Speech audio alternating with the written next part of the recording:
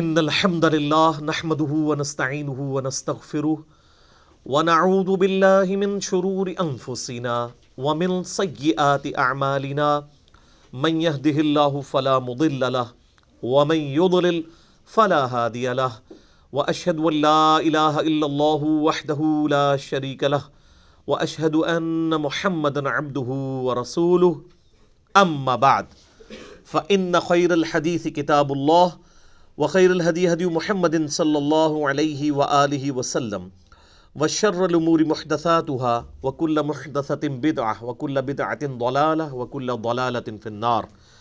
أعوذ بالله السميع العليم من الشيطان الرجيم من همزه ونفخه ونفثه. بسم الله الرحمن الرحيم.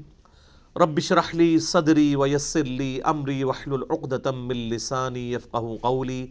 بسم الله الرحمن الرحيم. ان اللہ وملائکتہ یصلون علی النبی یا ایہا الذین آمنوا صلوا علیہ وسلموا تسلیما.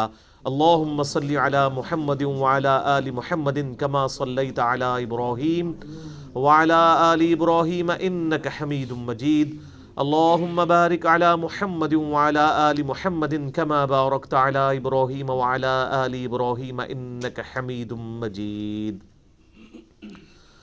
اللہم ربنا آتنا فی الدنیا حسنة وفی الآخرة حسنة وقنا عذاب النار. ربنا آتنا من لدنک رحمة وهیئ لنا من امرنا رشدا.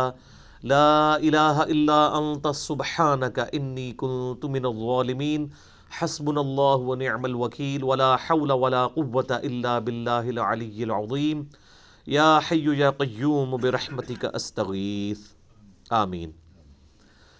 الحمدللہ آج 30 دسمبر 2018 کو سنڈے کے دن قرآن کلاس نمبر 308 میں ہم انشاءاللہ تعالی سورۃ الطور اور سورۃ النجم کا ترجمہ اور تفسیر مختصراً کور کریں گے انشاءاللہ تعالی. سورہ الطور بھی مکی سورت ہے اور مصحف میں اس کا نمبر ہے 52. اور ظاہر ہے کہ مکی صورتیں جو ہیں وہ ان کا مرکزی ٹاپک جو ہے عقیدہ توحید اور عقیدہ آخرت کے حوالے سے ہوتا ہے.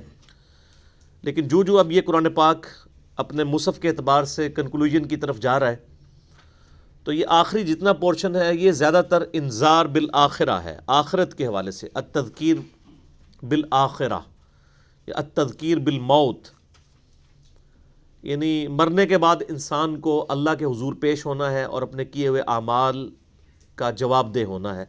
یہ مرکزی ٹاپک ہے ان ساری صورتوں کا. اس سے پہلے جو صورت گزری سورۃ الذاریات اس میں بھی یہی مرکزی ٹاپک تھا اور سورۃ الطور کے اندر بھی یہی مرکزی ٹاپک ہے.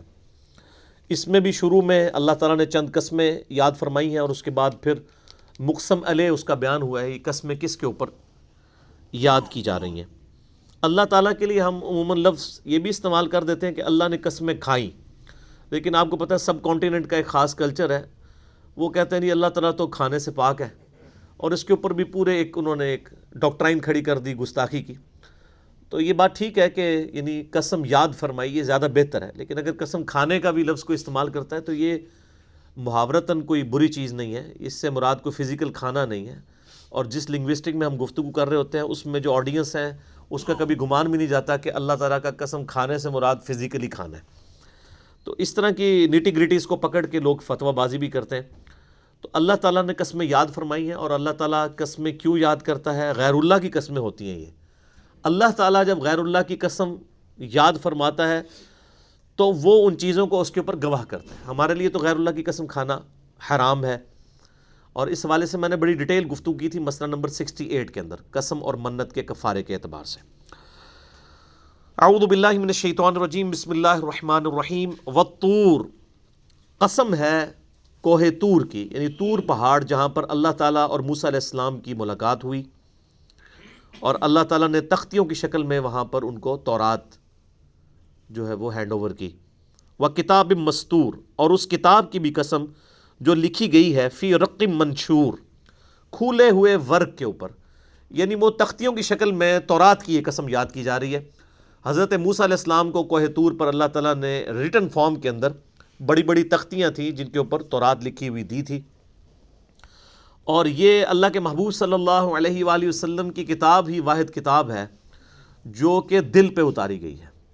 اسی لیے ہم باقی کتابوں کو ایز اے سلیبس اللہ کی کتابیں تو کہتے ہیں لیکن کلام اللہ نہیں کہتے۔ کلام اللہ کا ورڈ جو بولا گیا ہے نا اسپیسیفکلی وہ قرآن کے لیے، کیونکہ یہ اللہ تعالیٰ کی 1 to 1 گفتگو ہے اپنے محبوب صلی اللہ علیہ وآلہ وسلم کے ساتھ، اور آپ صلی اللہ علیہ وآلہ وسلم کی اسی خصوصیت کا ذکر جو ہے وہ نیو ٹیسٹمنٹ کے اندر گاسپل آف جان جو چیپٹر نمبر 14 ہے اس کے اندر ڈیٹیل کے ساتھ موجود ہے۔ عیسیٰ علیہ السلام یعنی اپنے حواریوں سے گفتگو کرتے ہوئے کہتے ہیں کہ میرا دنیا سے تمہارے لیے جانا رحمت ہے، کیونکہ جب میں جاؤں گا تو وہ ہستی دنیا میں تشریف لائیں گی جو دنیا میں میرا نام روشن کریں گے، اور وہ اپنی خواہش نفس سے کچھ نہیں کہیں گے، وہ وہی کہیں گے جو اللہ تعالیٰ ان کے اوپر وحی کرے گا۔ اور یہ سیم آیت قرآن پاک میں بھی ہے، وَمَا يَنطِقُ عَنِ الْهَوَىٰ إِنْ هُوَ إِلَّا وَحْيٌ يُوحَىٰ، اور یہ آیت انشاءاللہ تعالیٰ آج آ بھی جائے گی۔ تو یہ قرآن پاک کی ایک خصوصیت ہے کہ یہ 23 سال میں تقریباً قمری اعتبار سے نبی صلی اللہ علیہ وآلہ وسلم کے مبارک سینے پر نازل ہوئی، اور سرکمسٹانسز کے اوپر نازل ہوئی، اس سلیبس کی فارم میں نہیں تھی۔ غزوہ بدر ہوا ہے تو کنزیکٹو بات جو ہے وہ سورۃ الانفال کے اندر غزوہ بدر کی کمنٹری آ گئی ہے، غزوہ احد ہوا ہے تو سورہ آل عمران کے اندر اس کی کمنٹری آ گئی ہے، غزوہ احزاب ہوا ہے تو یعنی غزوہ خندق جسے کہتے ہیں سورۃ الاحزاب میں اس کی کمنٹری آئی ہے۔ اسی طریقے سے غزوہ تبوک کے جو پورے سینیریو کو اللہ تعالیٰ نے سورۃ التوبہ کے اندر ڈسکس کیا ہے۔ تو یہ یعنی اللہ تعالیٰ اور اس کے نبی علیہ السلام کے درمیان ایک گفتگو، اور وہ بھی جو اس وقت کے حالات و واقعات ہیں اس کے مطابق، یہ اس کتاب کا وہ ٹیسٹ ہے جو کسی اور کتاب کے اندر نہیں ہے۔ تو یہ نبی علیہ السلام کے مبارک سینے پہ نازل ہوئی اور آپ صلی اللہ علیہ وآلہ وسلم نے اسے لکھوایا۔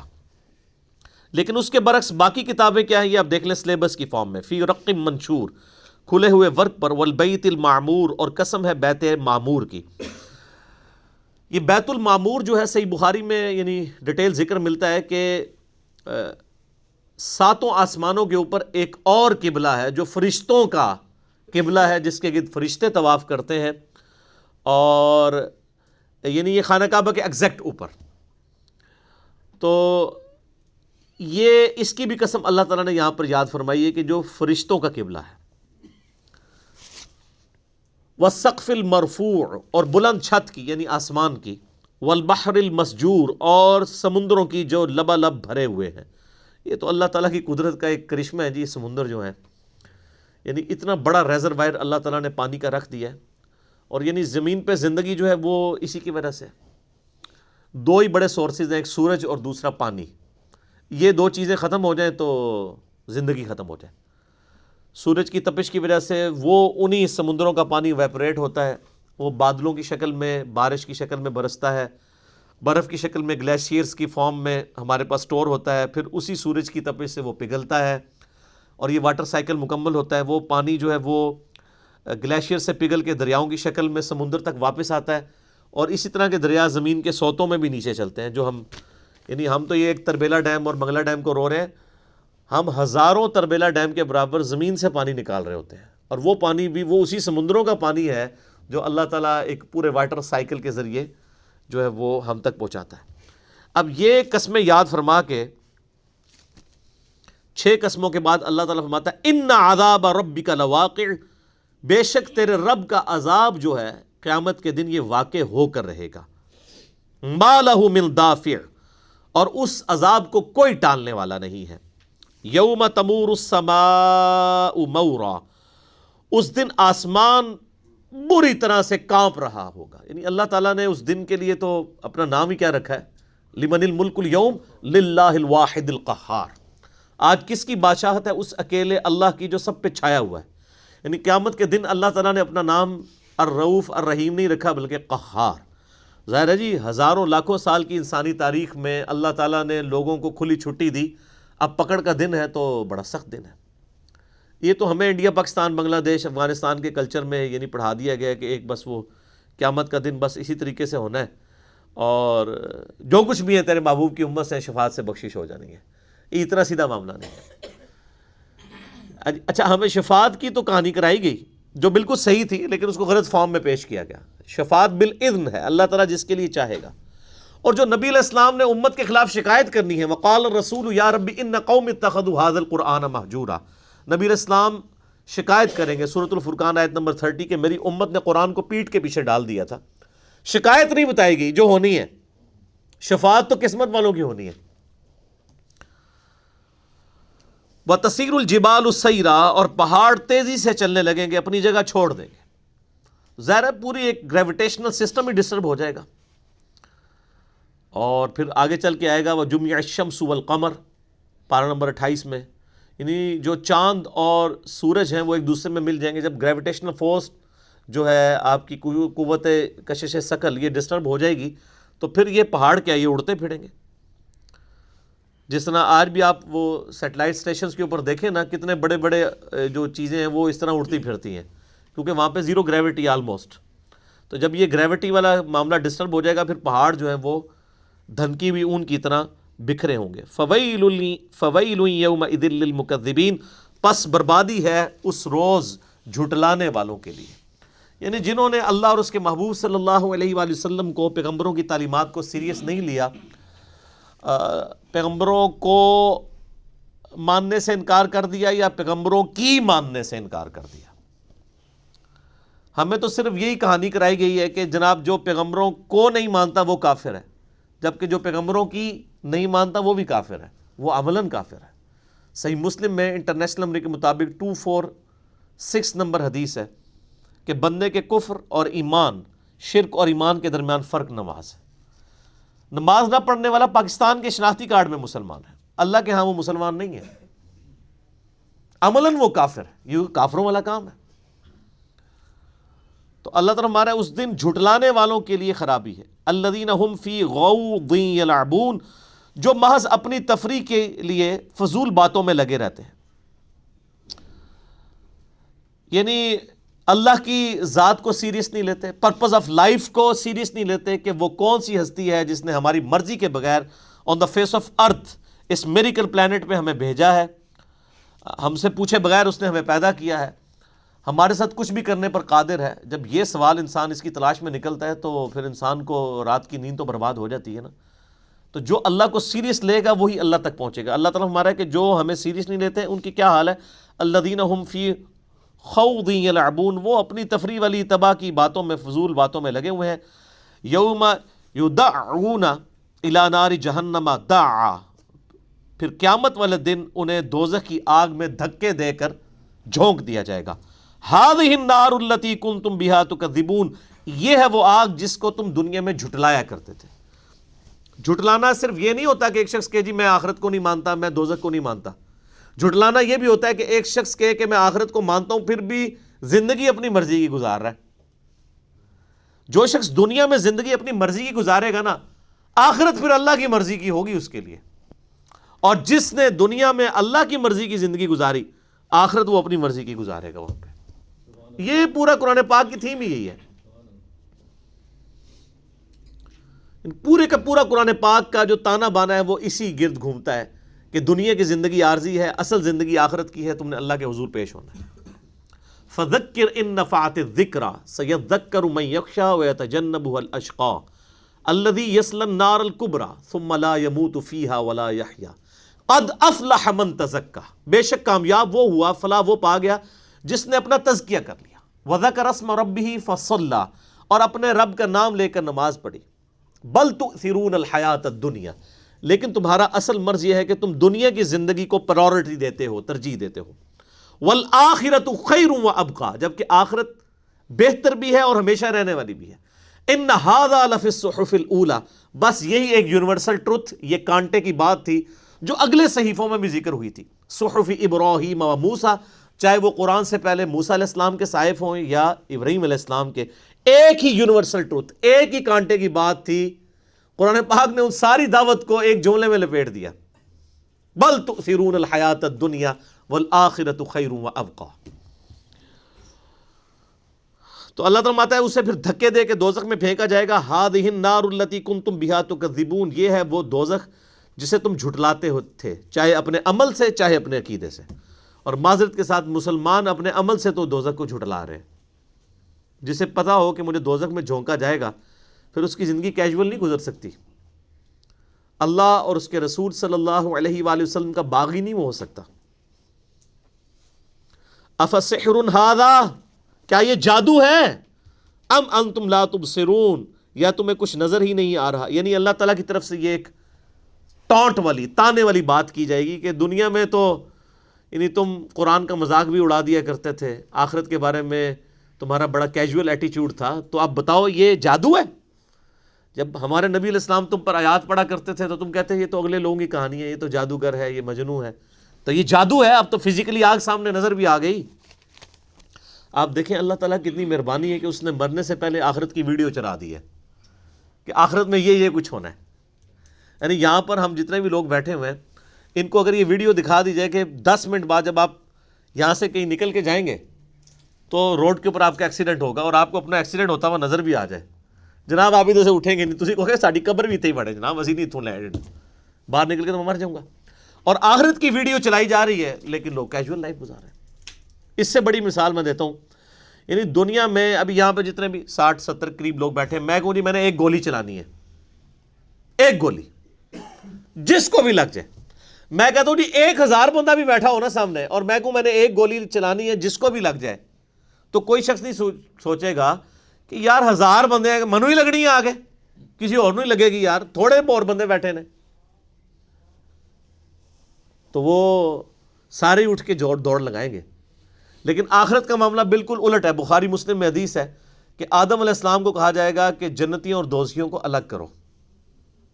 پوچھا جائے گا کتنے جنتی اور کتنے دوزخی، تو کہا جائے گا کہ ہر 1000 میں سے 999 دوزخی اور صرف ایک جنتی. اور بخاری اور مسلم کے الفاظ ہیں کہ یعنی جو بچے بھی ہیں نا وہ بھی غم کے مارے بوڑھے ہو جائیں گے کہ یہ کیا ہو گیا معاملہ. اور لیکن یہاں نہیں، یہاں تو کہہ رہے خیر ہے یار وہ ایک میں ہی ہوں گا، جو کچھ بھی ہے تیرے محبوب کی امت سے ہے. عقل نہ ہوئے تو موجہ ہی موجہ، عقل ہوئے تھے سوچے ہی سوچا. عقل ہوگی تو پھر سوچ آئے گی نا. اصلوہا فاصبروا او لا تصبروا سواء علیکم، اب چلو اس دوزخ میں چاہے صبر کرو یا نہ کرو تمہارے لیے دونوں برابر ہے. تمہارے پاس کوئی چارہ نہیں ہے نا، کیا کرو گے؟ صبر کرو یا نہ کرو، چیخو چلاؤ یا خاموشی اختیار کرو، یہ عذاب تمہارا مقدر ہے. اللہم اجرنا من النار، اللہم اجرنا من النار، اللہم اجرنا من النار. آمین. اللہم من احییتہ منا فاحیہ علی الاسلام ومن توفیتہ منا فتوفہ علی الایمان. آمین. انما تجزون ما کنتم تعملون، تمہیں تو بدلہ صرف اسی چیز کا دیا گیا ہے جو تم دنیا میں کیا کرتے تھے. یعنی اللہ نے کوئی تم پر ظلم نہیں کیا، اپنیاں کیتیاں اگے آ گئی جے، جنہوں پنجابی جیسی کہنے نا، تمہارے اپنے ہی اعمال تمہارے سامنے آ گئے. ان المتقین فی جنات و نعیم. اب سائملٹینیس کنٹراسٹ آ رہا ہے. یہ تو یعنی دوستیوں کا ذکر تھا، اب اہل تقوی کا، جو اللہ کے خوف کی وجہ سے جنہوں نے زندگی میں بڑا اللہ تعالیٰ کو سیریس لیا، ہر معاملے میں کرٹیکلی چیزوں کو دیکھا کہ کہیں اس سے خدا ناراض نہ ہو جائے اور ان چیزوں سے بچے، ڈر اختیار کیا. ایسے متقی لوگ فی جنات و نعیم، باغوں میں ہوں گے اور اللہ کی نعمتوں میں. فاکہین بما آتاہم ربہم، وہ خوب مسرور ہو رہے ہوں گے، خوش ہو رہے ہوں گے ان نعمتوں پہ جو انہیں ان کے رب نے دی ہوں گی. ووقاہم ربہم عذاب الجحیم، اور سب سے بڑی نعمت یہ کہ ان کا رب ان کو بچا لے گا دوزخ کے عذاب سے. سب سے بڑی نعمت یہ ہے سر. دیکھیں جب آپ دعا مانگتے ہیں، کیا دعا مانگتے ہیں؟ ربنا آتینا فی الدنیا حسنہ وفی الآخرۃ حسنہ. اے اللہ ہمیں دنیا میں بھی بھلائیاں عطا فرما اور آخرت میں بھی. وقنا عذاب النار، اور آخرت کی سب سے بڑی بھلائی عطا فرما کے دوزخ کے آگ سے بچا لے. یعنی آخرت کی سب سے بڑی کامیابی جو ہے وہ دوزخ کی آگ سے بچنا ہے. جنت کی نعمتوں والا تو معاملہ ہی تو جس نے دوزخ کا عذاب دیکھ لیا وہ تو کہے گا یا اللہ مجھے جنت میں نہ بھی بھیج، دوزخ سے نکال لے تو میرے لیے یہی جنت ہے. تو اللہ تعالیٰ فرماتا ہے سب سے بڑا تو ان کے لیے اللہ کا رحم اور اللہ کی نعمت یہ کہ انہیں دوزخ کے عذاب سے بچا لیا جائے گا. کلوا واشربوا ہنیئا بما کنتم تعملون، کھاؤ پیو خوب مزے لے کر ان نیکیوں کے بدلے میں جو تم دنیا میں کیا کرتے تھے. وہ اعمال، یعنی اعمال کے بدلے میں جنت ملی. اچھا قرآن پاک میں آپ دیکھیں بار بار ذکر ہوا ہے، جب بھی جنت کا ذکر ہوا ہے، آخرت کا ذکر ہوا ہے تو عمل کے ساتھ، لیکن ہمیں بالکل الٹی کہانی کرا دی گئی ہے، ہمیں کبھی عمل کی طرف نہیں ترغیب دلائے گی، شفاعت یعنی بزرگ، پتہ نہیں کیا کیا الفاظ، یعنی کیا کیا ڈاکٹرائن کھڑی کر دی ہیں۔ قرآن پاک بغیر عمل کے بات ہی نہیں کرتا، لیکن یہ بھی یاد رکھیے کہ محض عمل بھی کافی نہیں ہے، عمل میں بھی کمزوری رہ جاتی ہے، اللہ کی رحمت بھی کمپنسیشن کے لیے ضروری ہے، کیونکہ صحیح بخاری اور مسلم کی حدیث ہے، متفق علیہ حدیث ہے کہ کوئی شخص بھی محض اپنے اعمال کی بنیاد کے اوپر جنت میں نہیں جائے گا۔ یعنی یہ نہیں آپ نے فرمایا کہ اعمال نہیں کرنے، یہ کہا کہ اعمال کرنے کے بعد بھی تکبر کا شکار نہیں ہونا، خدا سے بے نیاز نہیں ہونا کبھی بھی، وہ اللہ ہی ہے جو بے نیاز ہے سب سے۔ تو کوئی بھی شخص محض اپنے اعمال کی بنیاد پہ جنت میں داخل نہیں ہوگا جب تک کہ اللہ کی رحمت شامل حال نہ ہو۔ تو ایک صحابی نے بڑی جرت کر کے حضور سے پوچھ لیا، کیونکہ 295 نہیں تھی لگی ہوئی ادھر، یا رسول اللہ آپ بھی؟ یہ آج کا کوئی مسلمان پوچھ سکتا ہے حضور سے؟ سر یہی فرق ہے، یعنی جو دین کتابوں میں وہ اور ہے اور جو دین بابوں میں ہے وہ اور ہے۔ یہاں تو آپ امام مسجد سے نہیں پوچھ سکتے کہ سر تنخواہ تو آپ کی 10,000 ہے، یہ گاڑی کہاں سے نکلوائی ہے آپ نے؟ پوری زندگی بھی 10,000 جوڑتے رہے تو آپ یہ گاڑی نہیں نکلوا سکتے۔ اور نبی علیہ السلام سے پوچھا گیا یا رسول اللہ آپ بھی؟ فرمایا ہاں میں بھی، جب تک میرے رب کی رحمت مجھے ڈھانپ نہ لے میں بھی محض اپنے اعمال کی بنیاد پہ جنت میں داخل نہیں ہو سکتا۔ اللہ اکبر کبیرہ والحمد للہ کثیرہ وسبحان اللہ بکرۃ واصیلا۔ تو یہ دونوں چیزیں پیرلل میں، یعنی یہ ایکسٹریم رویے نہیں ہونے چاہیے، اعمال بھی اور اللہ کی رحمت بھی، نبی علیہ السلام کی شفاعت بھی۔ متقین علی سرر مصفوفہ، تکیہ لگائے ہوئے بیٹھے ہوں گے بچھے ہوئے جو چارپائیاں ہیں ان کے اوپر، یعنی وہ جو جنتی ہیں بڑے بڑے چارپائیوں کے اوپر تکیے لگا کے بیٹھے ہوں گے۔ وَزَوَّجْنَاهُمْ بِحُورٍ عِین، اور ہم انہیں بیاہ دیں گے موٹی آنکھوں والی جو حوریں ہیں ان کے ساتھ۔ ان کی ڈیٹس کے لیے ترجمہ صاحب کو دیکھ لیں۔ والذین آمنوا، اور جو لوگ ایمان لائے، واتبعتہم ذریتہم، اب یہ بہت بڑا ایک یونیورسل ٹروتھ ہے جو میں نے اکثر بیان بھی کیا ہے، آج وہ آیات بھی آ گئی ہیں۔ اللہ تعالیٰ فرماتا ہے کہ جو لوگ ایمان لے کر آئیں گے اور ان کی اولاد نے بھی نیکوکاری کی روش اختیار کی ہوگی، لیکن اولاد کے نیک اعمال اس لیول کے نہیں ہوں گے جس طرح کے ماں باپ کے تھے، یا ماں باپ کے اعمال اس لیول کے نہیں ہوں گے جس طرح کے اولاد کے تھے، دونوں کیسز میں۔ تو جس کا جنت میں مرتبہ اعلیٰ ہوگا نا، ہم اس کی اولاد کو اس کے ساتھ وہاں پہ ملا دیں گے، اگرچہ وہ نچلے لیول کے ہوں گے، صرف اس کے سبب ان کے اعمال کو کم نہیں کیا جائے گا۔ یعنی ایک بندہ جنت کی اگر 1000ویں منزل پہ ہے اور اس کی اولاد جو ہے وہ 30ویں منزل پہ ہے، تو یہ نہیں ہے کہ اس کو کہا جائے کہ آپ اپنے بچوں کے پاس یہاں آ جائے، بڑا شوق ہے تھلے آ جاؤ، نہیں، وہ نیچے والوں کو اللہ تعالیٰ اوپر کر دے گا۔ یا بچے اوپر تھے ماں باپ نیچے تھے تو ماں باپ کو پروٹوکول کے طور پر اوپر کر دی، یہ اللہ تعالیٰ کی رحمت ہے، جو بخاری مسلم دونوں میں حدیث موجود ہے کہ اللہ تعالیٰ نے مخلوقات کی پیدائش سے پہلے اپنے پاس عرش پہ یہ عبارت لکھ لی تھی کہ میری رحمت میرے غضب پر بھاری ہے، یہ رحمت کا تقاضا ہے۔ اچھا ہمارے انڈیا پاکستان میں رحمت کا تقاضا یہ ہے کہ مرضی دونوں جان ہی مٹھے باؤ، یعنی دونوں، یعنی ادھر بھی یاشی اور آگے بھی یاشی۔ حالانکہ وہاں یہ کہ آپ ڈیٹم لیول کے اوپر پاسنگ مارکس تو لیں، پھر اللہ تعالیٰ آپ کو بلند درجہ بھی عطا کر دے گا۔ یعنی بچے بھی پاس ہو کے جنت میں پہنچے ہوں گے، سر وہ یہ نہیں ہے کہ دوزخ سے نکالے جا رہے ہوں گے، پاسنگ مارکس ان کے پاس ہوں گے، لیکن ماں باپ کے پروٹوکول میں یا ماں باپ کو بچوں کے پروٹوکول میں اوپر کے درجے کی جنت میں لے جایا جائے گا۔ یہ بہت بڑی اللہ تعالیٰ کی طرف سے کرم نوازی ہے، یہ اس کا ذکر ہے۔ والذین آمنوا، جو لوگ ایمان لائے، واتبعتہم ذریتہم بھی ایمان، اور ان کی اولاد نے بھی ایمان کے ساتھ ان کی اتباع کی، الحقنا بہم، ہم الحاق کر دیں گے، ملا دیں گے، ذریتہم ان کے ساتھ ان کی اولاد کو، وما التناہم من عملہم من شیء، اور ہم ان جو ماں باپ ہوں گے جن کا اونچا درجہ ہوگا ان کے اعمال میں سے کوئی کمی نہیں کریں گے، بلکہ ان کی اولاد کے مرتبے کو بڑھا کے ان تک کر دیں گے۔ کل امرئ بما کسب رہین، ہر شخص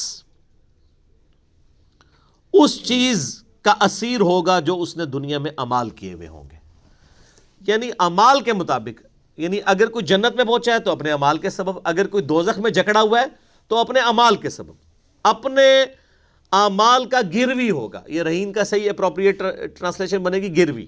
اگر اس نے اچھے اعمال کیے ہوئے ہیں تو وہ اچھے اعمال کے سبب جنت میں پہنچ جائے گا، اور اگر برے اعمال کیے ہوئے ہیں تو برے اعمال کے سبب دوزخ میں پہنچ جائے گا. وَلِعِيَاذُ بِاللَّهِ تَعَالَى. وَأَمْدَدْنَاهُمْ بِفَاكِهَةٍ وَلَحْمٍ مِّمَّا يَشْتَهُونَ، اور ہم مسلسل انہیں دیتے رہیں گے میوے اور گوشت جو وہ پسند کریں گے. میرا یوٹیوب کے اوپر ایک کلپ بھی ہے غامدی صاحب سے اللہ تعالیٰ کے متعلق ایک مشکل سوال. اس میں نے ان سے کوئی ڈسکشن کی تھی، چھوٹی سی وہ ویڈیو بھی ہے، پھر اس کے اوپر میں نے اپنے کامنٹس بھی کیے تھے. میں نے ایک بہت بڑا دعویٰ کیا تھا کہ اللہ تعالیٰ جنت میں ہر اس انسان کو جو جنت میں پہنچنے میں کامیاب ہو جائے گا، اللہ تعالیٰ اسے ایک منی خدا بنا دے گا. خالق اور مخلوق کا فرق اپنی جگہ رہے گا. کن فیکون کس کی خوبی ہے؟ خدا کی. یہاں بھی انسان کے اندر خدا بننے کا جذبہ تو موجود ہے نا، انسانوں نے ہی خدائی کے دعوے کیے ہوئے نا. یہ خواہش جنت میں پوری ہوگی کہ انسان جو خواہش کرے گا نا وہ اس کے سامنے آ جائے گی، لیکن اس کے لیے ضروری ہے کہ یہ دنیا اللہ کی مرضی کی گزارنی ہے. دنیا میں بھی اگر آپ کو وہ چیزیں مل جائیں جو جنت میں ملنی ہے تو خدا کبھی بھی انسان کی ضرورت نہ رہتا. یعنی اگر انسان کو موت نہ آئے، نمبر 1، نمبر 2 اس کو کوئی پریشانی نہ آئے، نمبر 3 اس کے اوپر بڑھاپا نہ آئے، خدا اس کی ضرورت ہی نہیں ہے، کوئی ٹینشن ہی نہیں. سب سے بڑا مسئلہ ہی ہمارا موت ہے کہ مر جاتا ہے انسان. اگر انسان مرے نہ، اسے کوئی پریشانی نہ آئے، اس میں بڑھاپا نہ آئے، تو سر خدا تو اس کی ضرورت نہیں ہے. اور جنت میں یہ سب کچھ اللہ تعالیٰ جاتے ہی دے دے گا. بخاری مسلم دونوں میں حدیث ہے، جنت میں جب داخلہ ہوگا اللہ کی طرف سے ایک ندا کرنے والا ندا کرے گا کہ جنتیوں تمہارے لیے مبارک ہے، آج کے بعد تمہیں کبھی موت نہیں آئے گی، ہمیشہ زندہ رہو گے. آج کے بعد تم کبھی بوڑھے نہیں ہوگے، ہمیشہ جوان رہو گے، 30 سال کی عمر ہوگی. آج کے بعد تم کبھی بیمار نہیں پڑو گے، ہمیشہ تندرست رہو گے. اور چوتھی تو اتنی بڑی خوشی ہے جس سے بڑی کوئی خوشی نہیں کہ آج کے بعد اللہ تم سے کبھی ناراض نہیں ہوگا. یعنی جنت میں آپ جو بھی کر لیں اللہ آپ سے ناراض نہیں ہوگا. دنیا میں مرد کے لیے سونا حرام ہے، جنت میں سونے کے کنگن اللہ تعالیٰ خود پہنا رہا ہے. دنیا میں شراب حرام ہے، جنت میں پاکیزہ شراب پلائی جا رہی ہے، آگے ذکر بھی آ جائے گا. یعنی جنت میں کوئی شریعت کی پابندی نہیں ہے، کوئی بھی پابندی نہیں، جو کچھ بھی کریں گے وہ جواز کے درجے میں ہی ہوگا. اور انفینٹ، نہ ختم ہونے والی زندگی. صحیح مسلم میں حدیث ہے کہ دنیا اور آخرت کی مثال اس طرح ہے کہ تم میں سے کوئی شخص سمندر میں پانی میں انگلی ڈبوئے، اس کے ساتھ جو پانی لگے گا وہ دنیا کی زندگی ہے، اور سمندر انفینٹ، نہ ختم ہونے والی آخرت کی زندگی. بلکہ وہ ایسی زندگی ہے کہ انسان سب کچھ بھول جائے گا. میں نے مسئلہ نمبر 120 ہے میرا ریکارڈڈ، اہل ایمان کی 12 خصوصیات اللہ کے ولیوں کی. ایک ولی وہ ہیں جو آپ نے اور آپ کے آباء و اجداد اور میرے آباء و اجداد نے بنائے ہوئے ہیں. ایک وہ ولی ہیں جو قرآن میں سورۃ الفرقان میں آئے، ان کی 12 نشانیاں. اس میں نے ڈیٹیل سے یہ حدیثیں بیان کی تھی کہ قیامت والے دن صحیح مسلم میں آتا ہے کہ ایک ایسا شخص جس نے دنیا میں بڑی عیاشی کی زندگی گزاری ہوگی نا، اور خدا کو سیریس نہیں لیا ہوگا، اللہ تعالیٰ فرشتوں کو کہے گا کہ ذرا اس کو ایک پھیرا لگواؤ نا دوزخ کا، صرف ایک پھیرا. ایک پھیرا اس کا جب دوزخ کا لگے گا نا، جو دوزخ کا عذاب دیکھے گا نا وہ، تو اللہ تعالیٰ اس سے پوچھے گا، ہاں بھائی کوئی دنیا میں تو نے راحت کی زندگی گزاری؟ وہ کہے گا یا اللہ تیری عزت کی قسم میں نے تو زندگی کبھی راحت کی گزاری ہی نہیں تھی. یعنی وہ دوزخ کا ایک پھیرا اس کی پوری دنیا کی زندگی کے نشے کو کافور کر دے گا.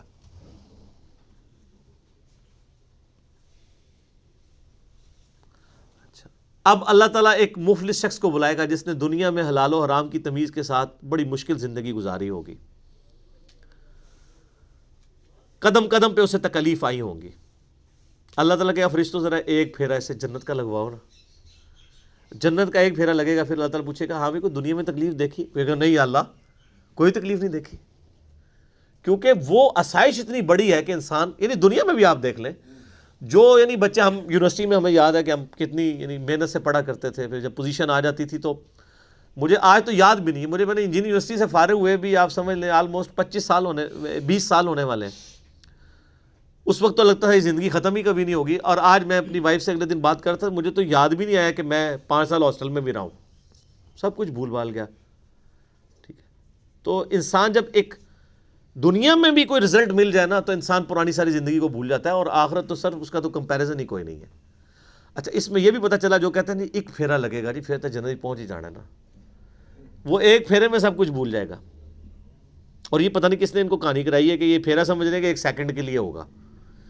جس کو شوق ہے نا تو وہ, جس کو پھیرے کا شوق ہے نا ایک پھیرے کا, تو وہ روزانہ صرف 3 سیکنڈ کے لیے موم بتی کے فلیم کے اوپر ہاتھ رکھ کے بتا دے, گن کے, اگر 3 پہ کوئی رکھ سکتا ہے تو 10 کی پریکٹس شروع کر دے, کیونکہ 50,000 سال کا تو سر قیامت کا دن ہے. 50,000 سال کی آپ کی پریکٹس ہونی چاہیے موم بتی کے اوپر ہاتھ رکھنے کی. اور وہاں تو ہاتھ والا معاملہ بھی نہیں, کیا کچھ ہونے والا ہے. بخاری مسلم میں حدیث ہے کہ آخرت کی آگ جو ہے دنیا سے 70 درجے تیز ہے. یہ تو علیحدہ سے ایک ٹاپک ہے, پھر وہ صورتیں مکمل نہیں ہوں گی. تو اللہ تعالیٰ ہمارا ہے کہ جو جنتی لوگ ہیں ان کو تو ہم ان کو من پسند میوے دیں گے اور گوشت جو وہ پسند کریں گے. یتنازعون فیہا کأسا لا لغو فیہا ولا تأثیم, وہ وہاں پر شراب کے جام چھینا چھپٹی کر رہے ہوں گے جس میں نہ کوئی لغویت ہوگی نہ کوئی گناہ کی بات, یعنی ایسی شراب نہیں ہوگی جس سے نشہ آ جائے. اور وہ ایک دوسرے کے ساتھ, جس کو کہتے ہیں نا کھیل کے انداز میں, ایک دوسرے سے شراب کے جام چھین رہے ہوں گے, لڑائی کے طور پہ نہیں, ایک انجوائے کرنے کے لیے.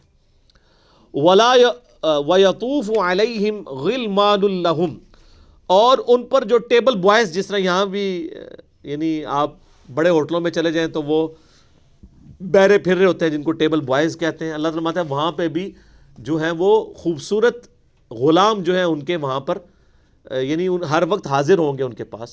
کأنہم لؤلؤ مکنون, گویا کہ موتی ہوں, اتنے خوبصورت, وہ ہر وقت خدمت میں ہوں گے.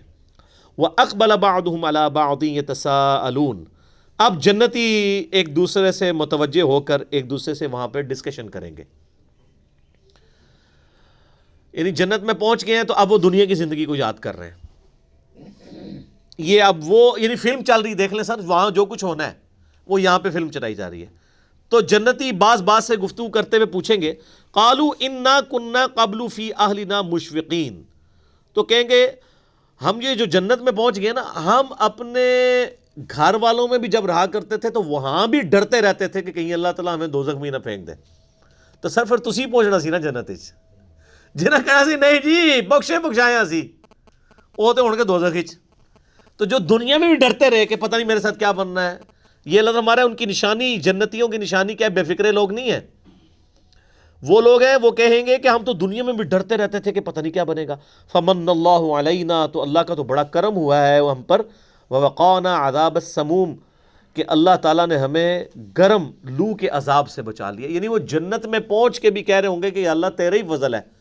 اور اللہ تعالیٰ کتنا قدردان ہے, اللہ تعالیٰ فرمائے گا تیرے اعمال ہیں. بندہ کہے گا یا اللہ تیرا فضل ہے. بندے کا ایٹیچیوڈ یہ ہے کہ اللہ تیرا فضل ہے, اور اللہ تعالیٰ اتنا قدردان ہے کہ اللہ تعالیٰ فرمائے گا تیرے اعمال ہیں. انا کننا من قبل ندعوہ, بے شک ہم دنیا میں بھی اللہ سے دعا کیا کرتے تھے. انہ هو البر الرحیم, بے شک وہ احسان کرنے والا اور رحم فرمانے والا ہے. یعنی وہ جنتی کہیں گے کہ ہم دنیا میں بھی اللہ تعالیٰ سے جنت مانگا کرتے تھے, اللہ کی طرف متوجہ رہا کرتے تھے, اللہ کو پکارا کرتے تھے, آج اللہ نے ہمیں اس منزل مقصود تک پہنچا دیا. فذکر, اے نبی علیہ السلام آپ نصیحت کرتے رہے. فما انت بنعمت ربک بکاہن ولا مجنون, آپ اپنے رب کی نعمت سے نہ تو کاہن ہیں اور نہ ہی مجنون ہیں. نعوذ باللہ, یعنی کافر کہتے تھے کہ ان کے اوپر کوئی آسیب کا اثر ہو گیا. تو اللہ تعالیٰ ہمارے آپ اپنے رب کے فضل سے نہ تو کاہن ہیں نہ مجنون ہیں. آپ اپنے دعوت کا کام جاری رکھیں. ام یقولون شاعر, کیا یہ کہتے ہیں کہ یہ شاعر ہے. نتربص بہ ریب المنون, اور ہم انتظار کر رہے ہیں اس کے متعلق گردش زمانہ کا. یعنی یہ کہتے ہیں کہ ایک وقت آئے گا یہ بھی تو مر جائے گا, جان چھوٹ جائے گی. نعوذ باللہ نبی علیہ السلام کے بارے میں تو اللہ تعالیٰ فرماتا ہے قل تربصوا فانی معکم من المتربصین, تم تو میری موت کا انتظار کر رہے ہو نا, تو بس پھر انتظار کرتے رہو, میں بھی کسی انتظار میں ہوں. کہ اللہ نے بھی مجھ سے وعدہ کیا ہے هو الذی ارسل رسولہ بالہدی ودین الحق لیظہرہ علی الدین کلہ, وہی اللہ ہے جس نے اپنے محبوب علیہ السلام کو الہدا یعنی قرآن کے ساتھ اور دین حق کے ساتھ مبعوث کیا تاکہ تمام ادیان پر غالب کر دے.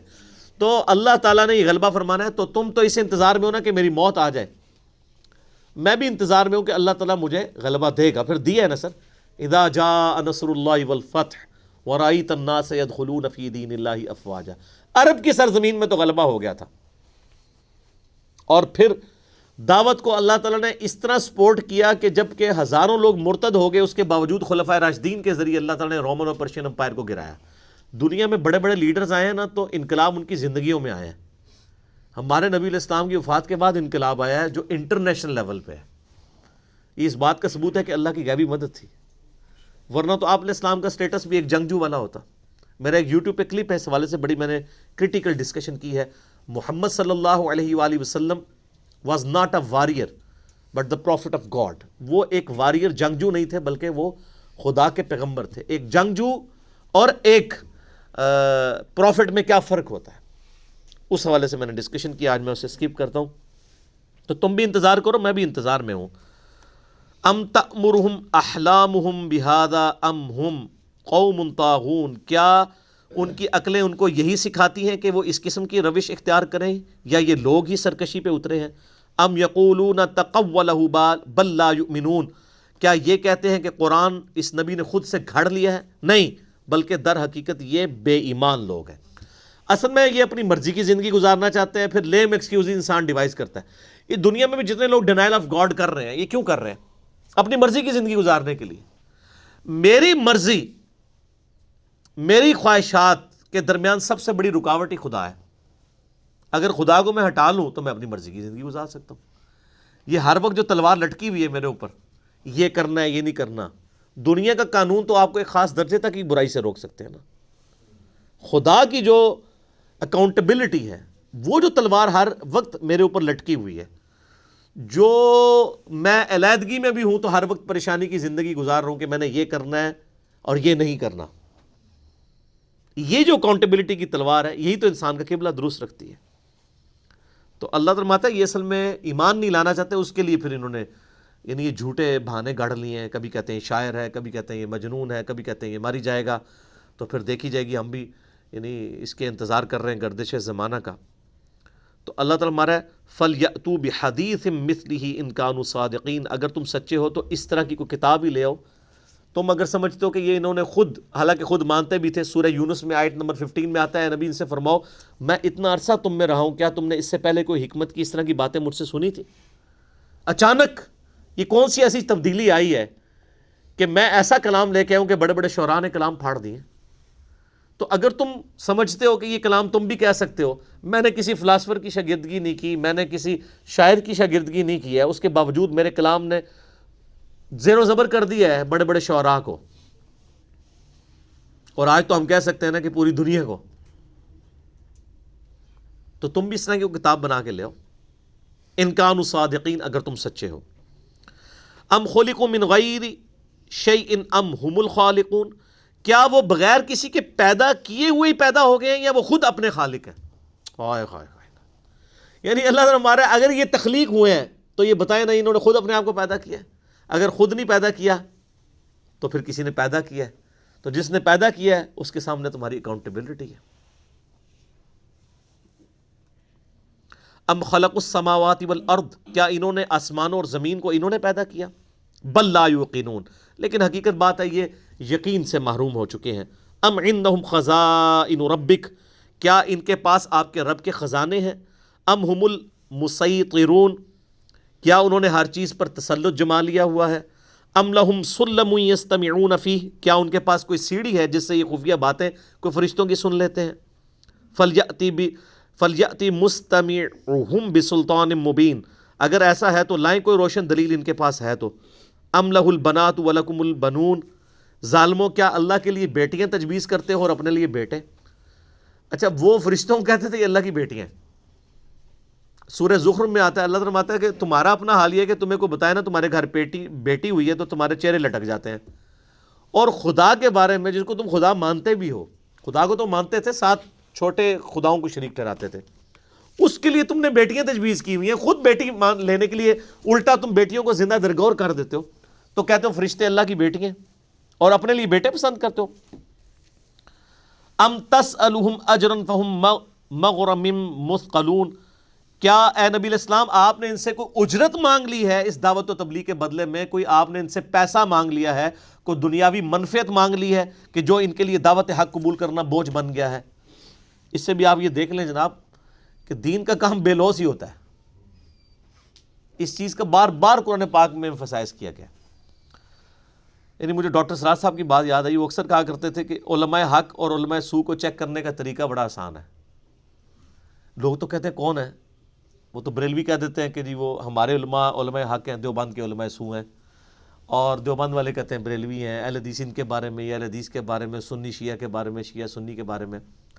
ایک دوسرے کے بارے میں تو چھوڑ دیں، آپ اپنے جن علماء حق کو حق سمجھتے ہیں نا، ان کے لیے لٹمس ٹیسٹ ہے بڑا آسان سا، اور یہ قرآن پاک کی روشنی میں انہوں نے بیان کیا کہ جو شخص اپنے دینی کیریئر کے بعد کروڑ پتی ہو کے مرا ہے نا، تو سمجھ لیں وہ علماء سو میں سے ہے. اس نے دین سے اتنا کچھ کما لیا. اور جو بندہ اپنی دینی کیریئر کے بعد ایک سبسسٹنس لیول کی لائف کے اوپر مرا ہے، تو آپ سمجھ لیں وہ علماء حق میں سے ہے. ہمارے نبی الاسلام کی مبارک زندگی اعلان نبوت سے پہلے ایک لگژریس لائف تھی. مکے کی امیر ترین عورت جس کی بیوی ہو اور وہ تاجر بھی ہو، تجارت یعنی نبی الاسلام کیا کرتے تھے. آپ کی تو بڑی لگژریس لائف تھی.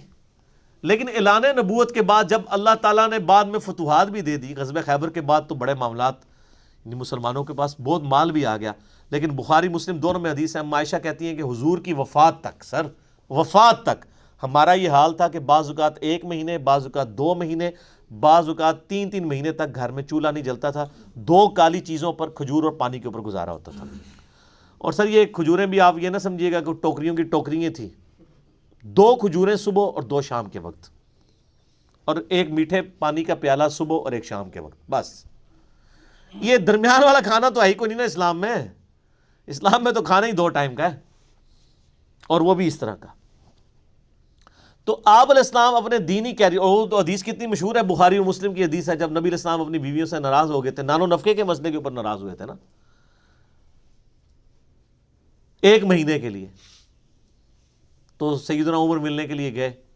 چٹائی پہ کے نشان جسم پہ لگے ہوئے تھے، یعنی آپ نے کرتا بھی نہیں تھا پہنا ہوا، صرف تہمت تھی. رو پڑے. آپ اللہ کے رسول ہیں، کیسر و کسرا تو دنیا کی دولتیں لوٹ رہے ہیں، اور آپ اللہ کے رسول اس حال میں. تو آپ نے کیا فرمایا تھا؟ اے عمر، لگتا ہے دنیا کی حقیقت تم پہ ابھی بھی نہیں کھلی. کیا تم اس پہ راضی نہیں ہو کہ کیسر و کسرا دنیا کے مزے لوٹیں اور ہم آخرت کی سعادت؟ اچھا، یہ حدیثیں بھی جو بیان کر رہے ہوتے ہیں نا، وہ حدیث بیان کر کے اگر ممبر سے نیچے اترے نا، ان کو کہ سر آپ کی زندگی میں تو ہمیں کچھ بھی نہیں نظر آ رہا. میں اکثر کہتا ہوں، یہ آپ کو اکثر واقعہ سنا رہے ہوتے ہیں. حضرت عمر کو سلمان فارسی نے بھرے مجمع میں پوچھا کہ ہم آپ کی جمعے کی تقریر بعد میں سنیں گے، پہلے آپ یہ بتائیں کہ آپ نے اپنے ایک لباس کہاں سے سلوایا؟ مال غنیمت میں ہر شخص کو 1 چادر ملی تھی، آپ کو بھی 1 چادر ملنی چاہیے تھی. آپ کا لباس تو 2 چادروں کے بغیر بنتا نہیں ہے، تو یہ آپ نے ایک دوسری چادر کہاں سے لی ہے؟ یعنی خیانت ہے نا اگر آپ نے مال غنیمت میں تصرف کیا. تو حضرت عمر نے کہا کہ میرا بیٹا جواب دے گا. بیٹے نے کھڑے ہو کے کہا کہ میں نے اپنے حصے کی یہ چادر دی تھی. سر یہ واقعہ جو مولوی بیان کر رہا ہوتا ہے نا، وہ جیسے ہی بیان کر کے ممبر سے نیچے اترے نا، اس سے آپ صرف یہ پوچھ دیں کہ سر یہ آپ نے گاڑیاں کہاں سے لی ہیں، تو دیکھیں اس کے مریدین آپ کا کیا اکرام مسلم کریں گے. تو سر یہ آپ کہانیاں کراتے ہیں ممبروں پہ آ کے، یہ واقعات بیان کرنا چھوڑیں آپ، یہ بہت بڑی 2 نمبری کر رہے ہیں آپ. یہ واقعات صرف چسکے لینے کے لیے بیان کرتے ہیں، اپنی زندگیوں میں ان کے ہے نہیں ہیں. ہم سے آگے پوچھیں نا، ہم آپ کو بتائیں گے ہماری جو یعنی ہمارے جو فائنینشیل سٹیٹس ہے اس سے لوسٹ ہی ہماری زندگی گزر رہی ہے اللہ کے فضل سے. ہم نے تو اپنے دینی کیریئر سے کوئی چیز نہیں کمائی ہے. تو پھر آپ ان لوگوں سے کیسے ایکسپیکٹ کریں گے 3-3 4-4 کروڑ روپے کی گاڑیوں میں بیٹھ کے اور 10-10 کروڑ کی کوٹھیوں میں بیٹھ کے جناب تزکیہ نفس کی باتیں کرنا اور اللہ اور اس کے محبوب کی باتیں کرنا؟ سر یہ بہت آسان کام ہے. سر سبسسٹنس لیول کے اوپر لائف گزارتے ہوئے پھر دین کا کام کرنا یہ مشکل کام ہے. تو اے نبی آپ نے کچھ ان سے کوئی معاوضہ طلب کر لیا ہے جو ان کی حالت ہو گئی ہے؟ ام عندہم الغیب، کیا ان کے پاس کوئی غیب کا علم ہے؟ فہم یکتبون، جو وہ لکھے جاتے ہیں. ام یریدون کیدا، کیا وہ آپ کو فریب دینا چاہتے ہیں؟ فالذین کفروا ہم المکیدون، جو کفر اختیار کیے ہوئے ہیں وہ خود فریب کا شکار ہو جائیں گے. ظاہر جی اس سے بڑا فریب کسی شخص کے ساتھ کیا ہو جائے کہ اس کو آخرت میں جا کے پتہ چلے ادھر تو لوگ کہہ دیتے ہیں نا کہ جناب کو آگے جا کے پتہ لگے کون ٹھیک ہے، آگے جا کے پتہ نہیں لگے گا، لگ پتہ جائے گا، ادھر پتہ چلنا چاہیے کہ کون سچ ہے اور کون غلط ہے۔ ام لہم الہ غیر اللہ، کیا کوئی اللہ کے علاوہ بھی الہ ہے ان کے لیے؟ سبحان اللہ عما یشرکون، پاک ہے اللہ اس شرک سے، بہت بلند ہے جو یہ کرتے ہیں۔ وَإِن يَرَوْا كِسَفًا مِّنَ السَّمَاءِ سَاقِطًا، اگر وہ آسمان سے کوئی ٹکڑا گرتا ہوا دیکھیں تو یہ کہیں گے یقول سحاب مکروم، تو کہیں گے یہ تو بادل ہے تہ در تہ۔ فَذَرْهُمْ حَتَّى يُلَاقُوا يَوْمَهُمُ الَّذِي فِيهِ يُسْعَقُونَ، تو اے نبی ان کو ان کے حال پر چھوڑ دیجئے جس وہ اپنے اس دن کو پالیں جس دن وہ غش کھا کر گر پڑیں گے۔ یعنی یہ سیم حال ہوا تھا قوم عاد کے ساتھ بھی، کہ ان پہ اللہ تعالیٰ نے بہت گرمی بھیجی، پھر ایک بادل نمودار ہوا، وہ ساری قوم اس بادل کے نیچے آگے کھڑی ہو گئی کہ اس میں سے بارش برسے گی، اس میں سے آگ نکلی۔ تو اللہ تعالیٰ نے بتایا کہ ڈر جاؤ، تم پر بھی عذاب آ سکتا ہے اس طرح کا۔ بہرحال اس دفعہ تو سنت بدلی نا، اللہ تعالیٰ نے یعنی عذاب استیصال کافروں پر قتال کی شکل میں مسلط ہوا۔ بہرحال آخرت کا عذاب تو باقی ہے۔ یوم لا یغنی عنہم کیدہم شیئا ولا ہم ینصرون، قیامت کے دن نہ تو ان کی کوئی فریب کاری ان کے کام آئے گی، نہ ان کی کوئی مدد کی جائے گی۔ یہ ساری کہانیاں جو کرواتے ہیں وہ ادھر ہی ہیں، ٹھیک ہے نا۔ بڑے بڑے نیکوکاروں کی مٹی پلید ہو رہی ہوگی جنہوں نے دنیا میں نیکوکاری کے لبادے اوڑے ہوئے ہوں گے، اور بڑی بڑی دینی جماعتوں کے جو امیر ہیں وہ آپ کو دوزخ میں نظر آ رہے ہوں گے۔ حضرت صاحب تسی کتھے؟ پھر وہ پوچھ رہے ہوں گے نا سر اسی تے ہیں تسی کتھے؟ ظاہر ہے کہ جو پیچھے لگے ہوئے تھے انہی کے وہ ادھر ہی ہوں گے نا جہاں ان کے حضرت صاحب نے جانا ہے، ٹھیک ہے نا۔ تو اللہ تعالیٰ ہمارا ہے کہ اس دن کوئی فریب کاری کام نہیں آئے گی۔ صحیح مسلم میں حدیث ہے کہ اللہ تعالیٰ تمہاری شکلوں اور مال کو نہیں دیکھتا، دلوں اور اعمال کو دیکھتا ہے۔ یہ شکلوں سے تو ہم پبلک کو دھوکہ دے سکتے ہیں، یہاں بھی دیکھ لیں کس طرح لوگوں نے شکلوں سے دھوکے دیے ہوئے، کہتے کتنا سونا ہے جی، دیکھو کتنا سونا ہے۔ میں ایمانداری کی بات کرتا ہوں، ڈاکٹر ذاکر نائک اور سری سری روی شنکر کا مناظرہ ہوا ہے نا، دونوں میں سے خوبصورت کون ہے مجھے بتائیں؟ بالکل، آپ نے اگر جان نہیں اللہ کو دینی تو بے شک جھوٹ بولتے رہے، ٹھیک ہے۔ تو کیا خوبصورتی کے اوپر فیصلے ہونے ہیں؟ اس سے بھی ایک سٹیپ چلے جائیں آپ آگے، آپ کسی دیوبندی مفتی کو لے لیں اور بریلویوں سے پوچھیں کہ لعنت پڑی ہوئی ہے، ادھر ہی وہ بریلوی ہونے کا اعلان کر دے تو کہیں گے کتنا خوبصورت چہرہ ہے۔ یہی باقیوں کا بھی حال ہے، اس شکلوں کے اوپر فیصلے ہونے ہیں میرے بھائی۔ یعنی ہم صحابہ کرام کے بارے میں ہمارے اس سب کانٹیننٹ کے معاشرے میں یعنی کالا رنگ کوئی اچھا نہیں سمجھا جاتا۔ آپ پتہ ہے جو ٹپیکل عربی ہے نا، آج بھی آپ بادیہ نشین ہیں، وہ کوئی گورے چٹے نہیں ہیں۔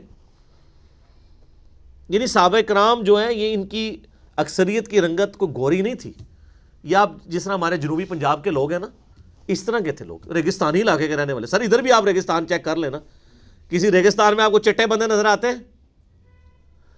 تو اس قسم کے وہ لوگ تھے۔ خود ہمارے نبی علیہ السلام کا بھی رنگ بہت زیادہ صاف نہیں تھا، جس کو کہتے ہیں نا کہ بالکل سفید برف نہیں، ہمیشہ گندمی سرخ کہا جاتا ہے۔ پھر حضرت بلال حبشی، وہ تو ہے ہی حبشی ہے نا سر، حبشی کے آپ ناک کو پتلا نہیں کر سکتے، ہونٹ پتلے نہیں کر سکتے، رنگ سفید نہیں، کوئی سفید حبشی بھی ہوتا ہے؟ تو سر ہمارے معاشرے میں تو موٹا ناک، موٹے ہونٹ اور کالا رنگ، یہ تینوں خوبصورتی کی علامت نہیں سمجھے جاتے۔ شکلوں کے اوپر کہاں سے فیصلے ہونے ہیں؟ شکلوں اور مال کو نہیں، دلوں اور اعمال کو اللہ تعالیٰ دیکھتا ہے، تو صحیح مسلم میں حدیث ہے۔ اس دن ان کی کوئی فریب کاری کام نہیں آئے گی اور نہ ان کی کوئی مدد کی جائے گی۔ وَإِنَّ لِلَّذِينَ ظَلَمُوا عَذَابًا دُونَ ذَلِكَ وَلَكِنَّ أَكْثَرُهُمْ لَا يَعْلَمُونَ، اور بے شک ظالموں کے لیے دنیا کی زندگی میں بھی عذاب ہوگا، اس آخرت کے بڑے دن کے عذاب سے پہلے، لیکن اکثر لوگ اس سے بے خبر ہیں۔ دنیا میں اللہ تعالیٰ انہی چھوٹی چھوٹی تکلیفیں بھیجتا ہے تاکہ لوگ اللہ کی طرف لوٹیں۔ یہ سورہ سجدہ میں اللہ تعالیٰ نے اپنا ایک یونیورسل ٹروتھ بیان کیا ہے کہ ہم دنیا کی زندگی میں بھی تمہیں عذاب کا مزہ چکھائیں گے تم، تاکہ اللہ کی طرف پلٹ آؤ۔ وَاصْبِرْ لِحُکْمِ رَبِّکَ، اے نبی آپ اپنے رب کے حکم کے مطابق چلیے اور صبر کیجئے۔ فَإِنَّكَ بِأَعْيُنِنَا، آپ ہماری نظروں کے سامنے ہیں۔ وَسَبِّحْ بِحَمْدِ رَبِّكَ حِينَ تَقُومُ، اپنے رب کی حمد بیان کیجئے اور پاکی اس کی بیان کیجئے جب آپ اٹھتے ہیں، یعنی صبح کے وقت سحری میں، وَمِنَ اللَّيْلِ، اور رات کے وقت بھی، فَسَبِّحُوا، اس کی تسبیح کیجئے، وَإِدْبَارَ النُّجُومِ، اور جب ستارے ڈوب جائیں، یعنی بالکل ستارے کب ڈوبتے ہیں؟ جب فجر کا وقت داخل ہو رہا ہوتا ہے اس وقت بھی آپ اپنے رب کی تسبیح بیان کیا کریں۔ تو اس میں بڑے پیارے الفاظ ہیں، آپ صبر کیجئے، فَإِنَّكَ بِأَعْيُنِنَا، آپ ہماری نظروں کے سامنے ہیں۔ دنیا میں اگر آپ جس شخص کے لیے تکلیف اٹھا رہے ہو نا، اس تکلیف کے دوران اگر آپ یہ دیکھ لیں کہ وہ آپ کو دیکھ رہا ہے کہ اس کو میری وجہ سے تکلیف اٹھانی ہو رہی ہے، تو آپ کی تکلیف میں صبر آ جاتا ہے۔ ایک نیچرل چیز ہے، یعنی کسی کو اپنے دوست سے بہت محبت ہے، اس کے لیے اسے قربانی کرنی پڑتی ہے، اور تکلیف وہ اٹھا رہا ہے، اس دوران اس کا وہی دوست اس کو دیکھ لے جس کے لیے وہ تکلیف اٹھا رہا ہے، تو اس کو تکلیف اٹھانا آسان ہو جاتی ہے۔ اور اللہ تعالیٰ اپنے نبی علیہ السلام کے بارے میں فرما رہا ہے کہ آپ صبر کیجئے، آپ ہماری نظروں کے سامنے ہیں، یہ آپ کو جو تکلیفیں اٹھانی پڑ رہی ہیں ہم دیکھ رہے ہیں، آپ کو آپ کے اصحاب کو ثابت قدمی کے ساتھ آپ اپنی اس دعوت حق پر قائم رہیں۔ اگلی سورۃ النجم ہے، نجم کہتے ہیں ستارے کو، اور یہ بھی مکی سورت ہے۔ اس کے بعد سورۃ القمر آئے گی، وہ کہتے ہیں چاند کو۔ سورۃ النجم اور سورۃ القمر یہ جوڑا ہے۔ سورۃ النجم کے اندر اللہ تعالیٰ نے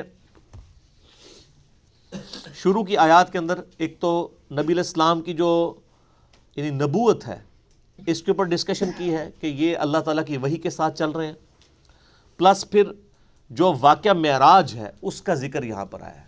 واقعہ معراج دو حصوں کا نام ہے، الاسراء والمعراج۔ اسراء وہ ہے جو رات کا سفر تھا آپ کا بیت اللہ سے بیت المقدس تک، جس کا ذکر سورہ بنی اسرائیل کے سٹارٹ میں آتا ہے نا، سبحان الذی اسریٰ بعبدہ لیلا من المسجد الحرام الی المسجد الاقصی۔ تو جو دوسرا اس کا حصہ ہے نا معراج، الاسراء وہاں پہ ڈسکس ہوا ہے، اور المعراج اس میں کچھ حصہ ڈسکس ہوگا، لیکن چونکہ میں نے اس کے اوپر آلریڈی 3 لیکچرز ریکارڈ کرائے ہیں، آلموسٹ 5-6 گھنٹے کی گفتگو ہے، مسئلہ نمبر 126ABC واقعہ معراج کے اوپر۔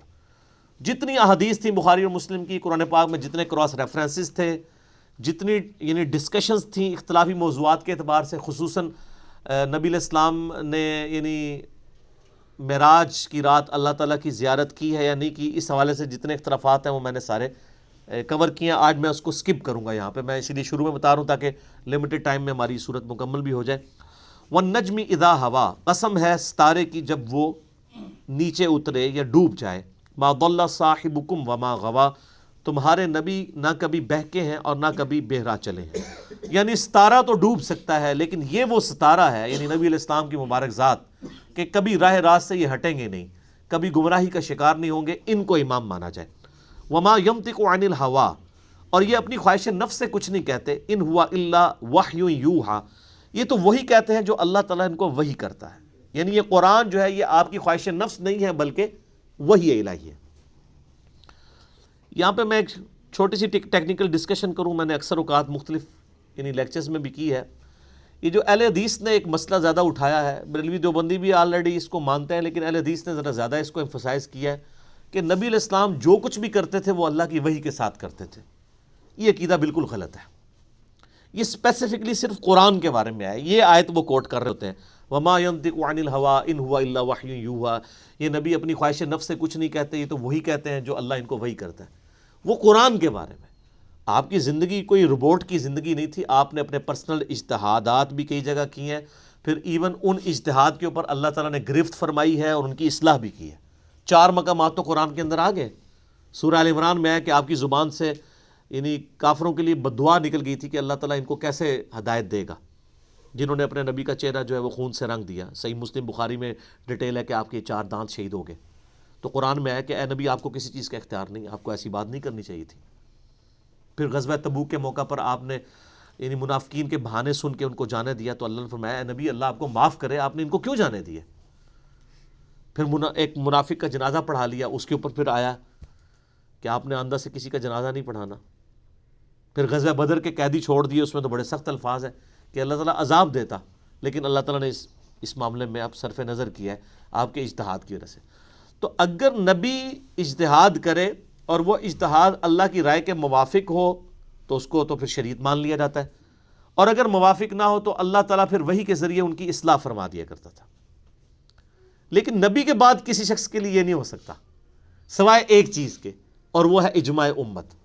وہ المستدل الحاکم میں حدیث ہے 399 کتاب العلم چیپٹر میں کہ جماعت پہ اللہ کا ہاتھ ہے، میری امت کبھی بھی گمراہی پر جمع نہیں ہوگی. یعنی پوری امت اگر کوئی چیز ایکسیپٹ کر لے گی نا, وہ گمراہی نہیں ہو سکتی. انڈیویجول کسی بڑے سے بڑے شخص کو بھی غلطی لگ سکتی ہے. اسی لیے ہم کہتے ہیں کہ کسی شخص کو بھی اگر آپ امام کے درجے میں مانتے ہیں تو بس اس کو امام مانے, پیغمبر کا درجہ نہ دیں. یہاں کیا ہوتا ہے کہ وہ کہتے ہیں کہ اب یہ امام مان لیا تو اب یہ غلطی کرے گا ہی نہیں. میں نے مسئلہ 197 ریکارڈ کرایا, اماموں کی گستاخی کا الزام میرے پہ لگایا گیا. اس میں نے بتایا کہ امام تو شاہی کوئی نہیں ہے, بڑے بڑے اصحاب جن میں خلفائے راشدین بھی شامل ہیں, ان کو کئی معاملات میں غلطیاں لگی ہیں حضور کی وفات کے بعد, تو دوسرے صحابہ نے ان کی اصلاح کر دی ہے جنہوں نے ڈائریکٹ نبی علیہ السلام سے دین سیکھا ہوا تھا. تو میں اور آپ کس شمار کے اندر ہیں؟ تو یہ وحی کا معاملہ جو ہے قرآن کے ساتھ, ہاں قرآن کے علاوہ بھی وحی غیر مطلوب بھی حدیث کی شکل میں بھی تھی. آپ علیہ السلام کو سنت غیر مطلوب کی شکل میں سکھائی گئی, لیکن یہ نہیں ہے کہ آپ جو کچھ جس وقت بھی کر رہے ہوتے تھے وہ اللہ کی وحی سے کر رہے ہوتے تھے, ایسا نہیں تھا. یعنی آپ کے لیے روبوٹک والا معاملہ نہیں ہے. بہرحال وہ جو ابو داؤد کے اندر حدیث ہے کہ عبداللہ بن عمر بن عاص کو حضور نے اپنی زبان پکڑ کے کہا تھا اس زبان سے حق کے سوا کچھ نہیں نکلتا, وہ انہی معنوں میں جب آپ علیہ السلام کو شریعت کے معاملات کو اللہ کے ریفرنس سے تعلیم فرما رہے ہوں. ادروائز جہاں پہ آپ نے کئی معاملات میں خود اپنا ڈیسیجن چینج کیا ہے کسی معاملے میں, تو ظاہر ہے کہ وہ پھر اس کو آپ کیا کہیں گے. تو یہ یعنی اس میں تھوڑی احتیاط کی ضرورت ہے. علمہ شدید القوا, انہیں سکھایا ہے زبردست قوتوں والے نے. یہاں پر اس سے مراد حضرت جبرائیل علیہ السلام ہے, یعنی اللہ تعالیٰ نے جبرائیل علیہ السلام کے ذریعے نبی علیہ السلام کو سکھایا. ایک فرشتوں کے رسول نے انسانوں کے رسول کو سکھایا. ذو مرہ فاستوی, بڑے دانا نے پھر اس نے بلندیوں کا قصد کیا. وہو بالافق الاعلی, وہ سب سے اونچے کنارے پر تھا. ثم دنا فتدلی, پھر وہ قریب ہوا اور قریب ہوا. یعنی یہ معراج کا ذکر ہے, حضرت جبرائیل علیہ السلام اور نبی علیہ السلام کے درمیان گفتگو, اس میں یعنی جو اس وقت ملاقات ہوئی. اس والے سے میں اب اختلافی موضوعات ڈسکس نہیں کر رہا ہوں. مسئلہ 126 ABC میں میں نے ڈیٹیل ریکارڈنگ کروا دی ہے, ورنہ 5 گھنٹے صرف انہی آیات پہ چاہیے تھے, میں اس کو سکپ کر رہا ہوں. فکان قاب قوسین او ادنا, تو وہ دونوں یعنی حضرت جبرائیل علیہ السلام اور نبی علیہ السلام آپس میں ایک دوسرے کے اتنے قریب ہوئے کہ 2 کمانوں کے برابر یا اس سے بھی کم فاصلہ رہ گیا. فاوحى الى عبده ما اوحى, پر پس اللہ نے وحی کی اپنے بندے پر جو کہ اس نے وحی کی, یعنی حضرت جبرائیل علیہ السلام کے ذریعے وحی کی. ما کذب الفؤاد ما رأى, نہ جھٹلایا دل نے جو کچھ دیکھا نبی علیہ السلام نے. یعنی نبی علیہ السلام جو کچھ بھی معراج کی رات دیکھ رہے تھے دل نے گواہی دی, اور نبی کا دل ہے ظاہر ہے جو بالکل صاف دل ہے, کانفیڈنس کے ساتھ انہوں نے ہر چیز دیکھی, ان کے دل نے گواہی دی کہ یہ سب کچھ سچ ہو رہا ہے. افتمارونہ علی ما یری, کیا تم جھگڑتے ہو اس پر جو انہوں نے خود دیکھا ہے. یعنی کافر کہتے تھے کہ یہ کیسے ہو سکتا ہے راتوں رات کی سارا منظر. اس سے بھی یہ بات پتہ چلی کہ یعنی یہ واقعہ معراج کو روحانی سفر نہیں تھا بلکہ یہ جسمانی پلس روحانی دونوں سفر ملا کے تھے. اس میں نے ڈسکشن مسئلہ 126 ABC میں کر دی ہے.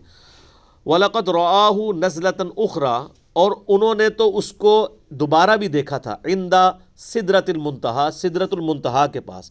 عندہا جنت المأویٰ, جس کے پاس جنت المأویٰ ہے. جبرائیل علیہ السلام کو 2 دفعہ اصلی شکل میں اللہ تعالیٰ نے کہ محبوب صلی اللہ علیہ وآلہ وسلم نے دیکھا ہے. ایک دفعہ تو جب آپ پر یعنی پہلی وحی والا سلسلہ ہوا, جب افق کے اوپر صحیح بخاری میں آتا ہے کہ دور دور تک یعنی حضرت جبرائیل علیہ السلام ہی نظر آ رہے تھے. اور دوسرا یہ سدرۃ المنتہا والا یہ جو معاملہ ہوا ہے, اس میں اللہ کے محبوب صلی اللہ علیہ وآلہ وسلم نے جبرائیل علیہ السلام کو دیکھا. بخاری مسلم میں عبداللہ ابن مسعود کی حدیث موجود ہے کہ یہاں پر جبرائیل علیہ السلام مراد ہے. انس ابن مالک کہتے ہیں کہ یہ اللہ اور نبی کی گفتگو ہے, لیکن وہ حدیث مرفوع نہیں ہے. مرفوع حدیث صحیح مسلم میں ہے. ام عائشہ کہتی ہے میں نے خود نبی علیہ السلام سے پوچھا تھا کہ یہ آپ نے کس سے ملاقات کی, تو نبی علیہ السلام فرمایا یہ جبرائیل علیہ السلام تھے. میرے پچھلے دنوں وہ کلپ بھی ریکارڈ ہو کے چڑھ گئے, سیدہ عائشہ کے 5 عقائد, اور 5 جو ایک عقیدہ بھی امت نہیں گا. پھر بھی کہتے ہیں جو کچھ بھی ہے تیرے محبوب کی امت سے ہے. وہ یوٹیوب پہ سر دیکھیں آپ, یہ کلپ آپ کے 14 طبق روشن ہو جائیں گے اگر ہیں, کہ سیدہ عائشہ کے 5 عقائد, اس میں یہ بھی عقیدہ شامل تھا. اذ یغشی السدرۃ ما یغشی, جبکہ سدرۃ المنتہا پر چھا رہا تھا جو کچھ چھا رہا تھا. ما زاغ البصر وما طغی, نبی علیہ السلام کی جو چشم مبارک تھی نہ تو وہ درماندہ ہوئی اور نہ حد ادب سے آگے بڑھی. لقد رأى من آیات ربہ الکبریٰ, بے شک انہوں نے اپنے رب کی بڑی بڑی نشانیاں دیکھی. یہ آیت اس بات کا ثبوت ہے کہ اللہ کی قدرت کی نشانیاں دیکھی ہیں, ورنہ یہاں پہ یہ آیت ہوتی نا کہ سب سے بڑی نشانی پھر اللہ کی یہاں آ جاتا کہ نبی نے اپنے رب کا دیدار کر لیا. دیدار کیا لیکن خواب میں. وہ ترمذی میں حدیث موجود ہے, میں نے اس لیکچر میں بیان کی ہے. اللہ کی قدرت کی نشانیاں دیکھی. صحیح مسلم میں حدیث ہے کہ حضرت عبداللہ بن مسعود کہتے ہیں کہ شب معراج نبی علیہ السلام کو 3 خوشخبریاں دے دی گئیں. ایک تو 5 نمازیں دی گئیں, دوسرا سورہ بقرہ کی آخری 2 آیات آمن الرسول بما انزل الیہ من ربہ والمؤمنون, اور تیسرا آپ کو یہ گارنٹی دی گئی کہ جو شرک پہ نہیں مرے گا الٹیمیٹلی ایک نہ ایک دن وہ جنت میں چلا جائے گا. یہ 3 گارنٹیاں آپ کو دی گئی. افرائیتم اللات والعزیٰ, کافروں کیا تم نے غور کیا کہ یہ لات اور عزیٰ یہ جو 2 بڑے بت ہیں, ومنات الثالثۃ الاخری, اور جو تیسرا ہے جو منات ہے, یہ جو 3 بت ہیں ان تینوں کے نام انہوں نے مونس رکھے ہوئے تھے. یہ دیویاں بنائی ہوئی تھیں مونس, چھوٹے چھوٹے آلہہ. الکم الذکر ولہ الانثیٰ, کیا تمہارے لیے تو بیٹے ہیں اور اللہ کے لیے بیٹیاں ہیں. وہ کہتے ہیں یہ 3 جو ہے نا یہ اسی بڑے الہ کے چھوٹے چھوٹے آلہہ ہیں, بیٹیاں ہیں, اور ان کی وہ پرستش کیا کرتے تھے. تو اللہ تعالیٰ تمہاری تو اپنی حالت یہ ہے کہ تم اپنے لیے بیٹے پسند کرتے ہو, بیٹیوں کو تو زندہ درگور کرتے ہو, اور اللہ اس کو کہہ رہے ہو کہ اس کی بیٹیاں. یہ تلک اذن قسمۃ ضیزیٰ, یہ تو بڑی ہی ظالمانہ اور بھونڈی قسم کی تقسیم ہے کہ اپنے لیے تو تم بیٹے پسند کرو اور بیٹیوں سے نفرت کرو, اور خدا جو ٹاپ پرائرٹی ہونا چاہیے اس کے لیے تم نے کہہ دیا کہ یہ اس کی بیٹیاں ہیں, لات منات اور عزیٰ. ان ہی الا اسماء سمیتموہا, یہ تو چند ایک نام ہے جو تم نے رکھ لیے ہیں. انتم و آباؤکم, تم نے اور تمہارے آباء و اجداد نے, ما انزل اللہ بہا من سلطان, اللہ نے کوئی اس کی سند نہیں نازل کی ہوئی ہے. ان یتبعون الا الظن, یہ تو پیروی نہیں کر رہے مگر اپنے گمان کی. یہاں پہ بھی لوگ کہہ رہے تھے میرا وجدان کہتا ہے کہ یہ بات صحیح ہے. وجدان کوئی شے نہیں ہوتی, گمان کوئی شے نہیں ہوتی. یہاں دیکھیں الفاظ کیا ہیں, یہ تو ظن کی پیروی کر رہے ہیں. وما تہوی الانفس, اور جس کی یعنی ان کے جو نفس چاہتے ہیں وہ خواہش نفس کی یہ پیروی کر رہے ہیں. وَلَقَدْ جَاءَهُم مِّن رَبِّهِمُ الْهُدَىٰ, حالانکہ ان کے پاس تو ان کے رب کے پاس سے ہدایت آ چکی ہے. یعنی قرآن کے ہوتے ہوئے خواہش نفس کیا پھر چیز رہ جاتی ہے کہ آپ اپنی مرضی سے عقائد اللہ تعالیٰ کے بارے میں پروپیگیٹ کرنا شروع کرتے ہیں. اللہ تعالیٰ کے بارے میں جتنے غلط عقائد بھی آئے ہیں نا وہ اللہ کی محبت میں لوگوں نے ڈیوائز کیے ہیں. پیغمبر کیوں رول ماڈل بن کے آتے ہیں کہ کوئی شخص اللہ کے بارے میں کوئی ایسا عقیدہ نہ بنا لے جو اللہ کی شان شان نہیں ہے. رول ماڈل سامنے نہیں ہوگا تو آپ اللہ کی ذات میں بھی ایگزیجریٹ کر سکتے ہیں. یہ جو نعرہ لگایا گیا لا موجود الا اللہ, اللہ کے علاوہ کوئی وجود ہے ہی نہیں ہے, عبادت الوجود اللہ کی محبت میں لگایا گیا نا. حتیٰ کہ کہا گیا مخلوق بھی یہ تو بس ایک پرتو ہی ہے, وجود تو اللہ کا ہی ہے. یہ ایگزیجریشن کی, حالانکہ خالق اور مخلوق کو الگ کرنے کا نام ہی تو توحید ہے.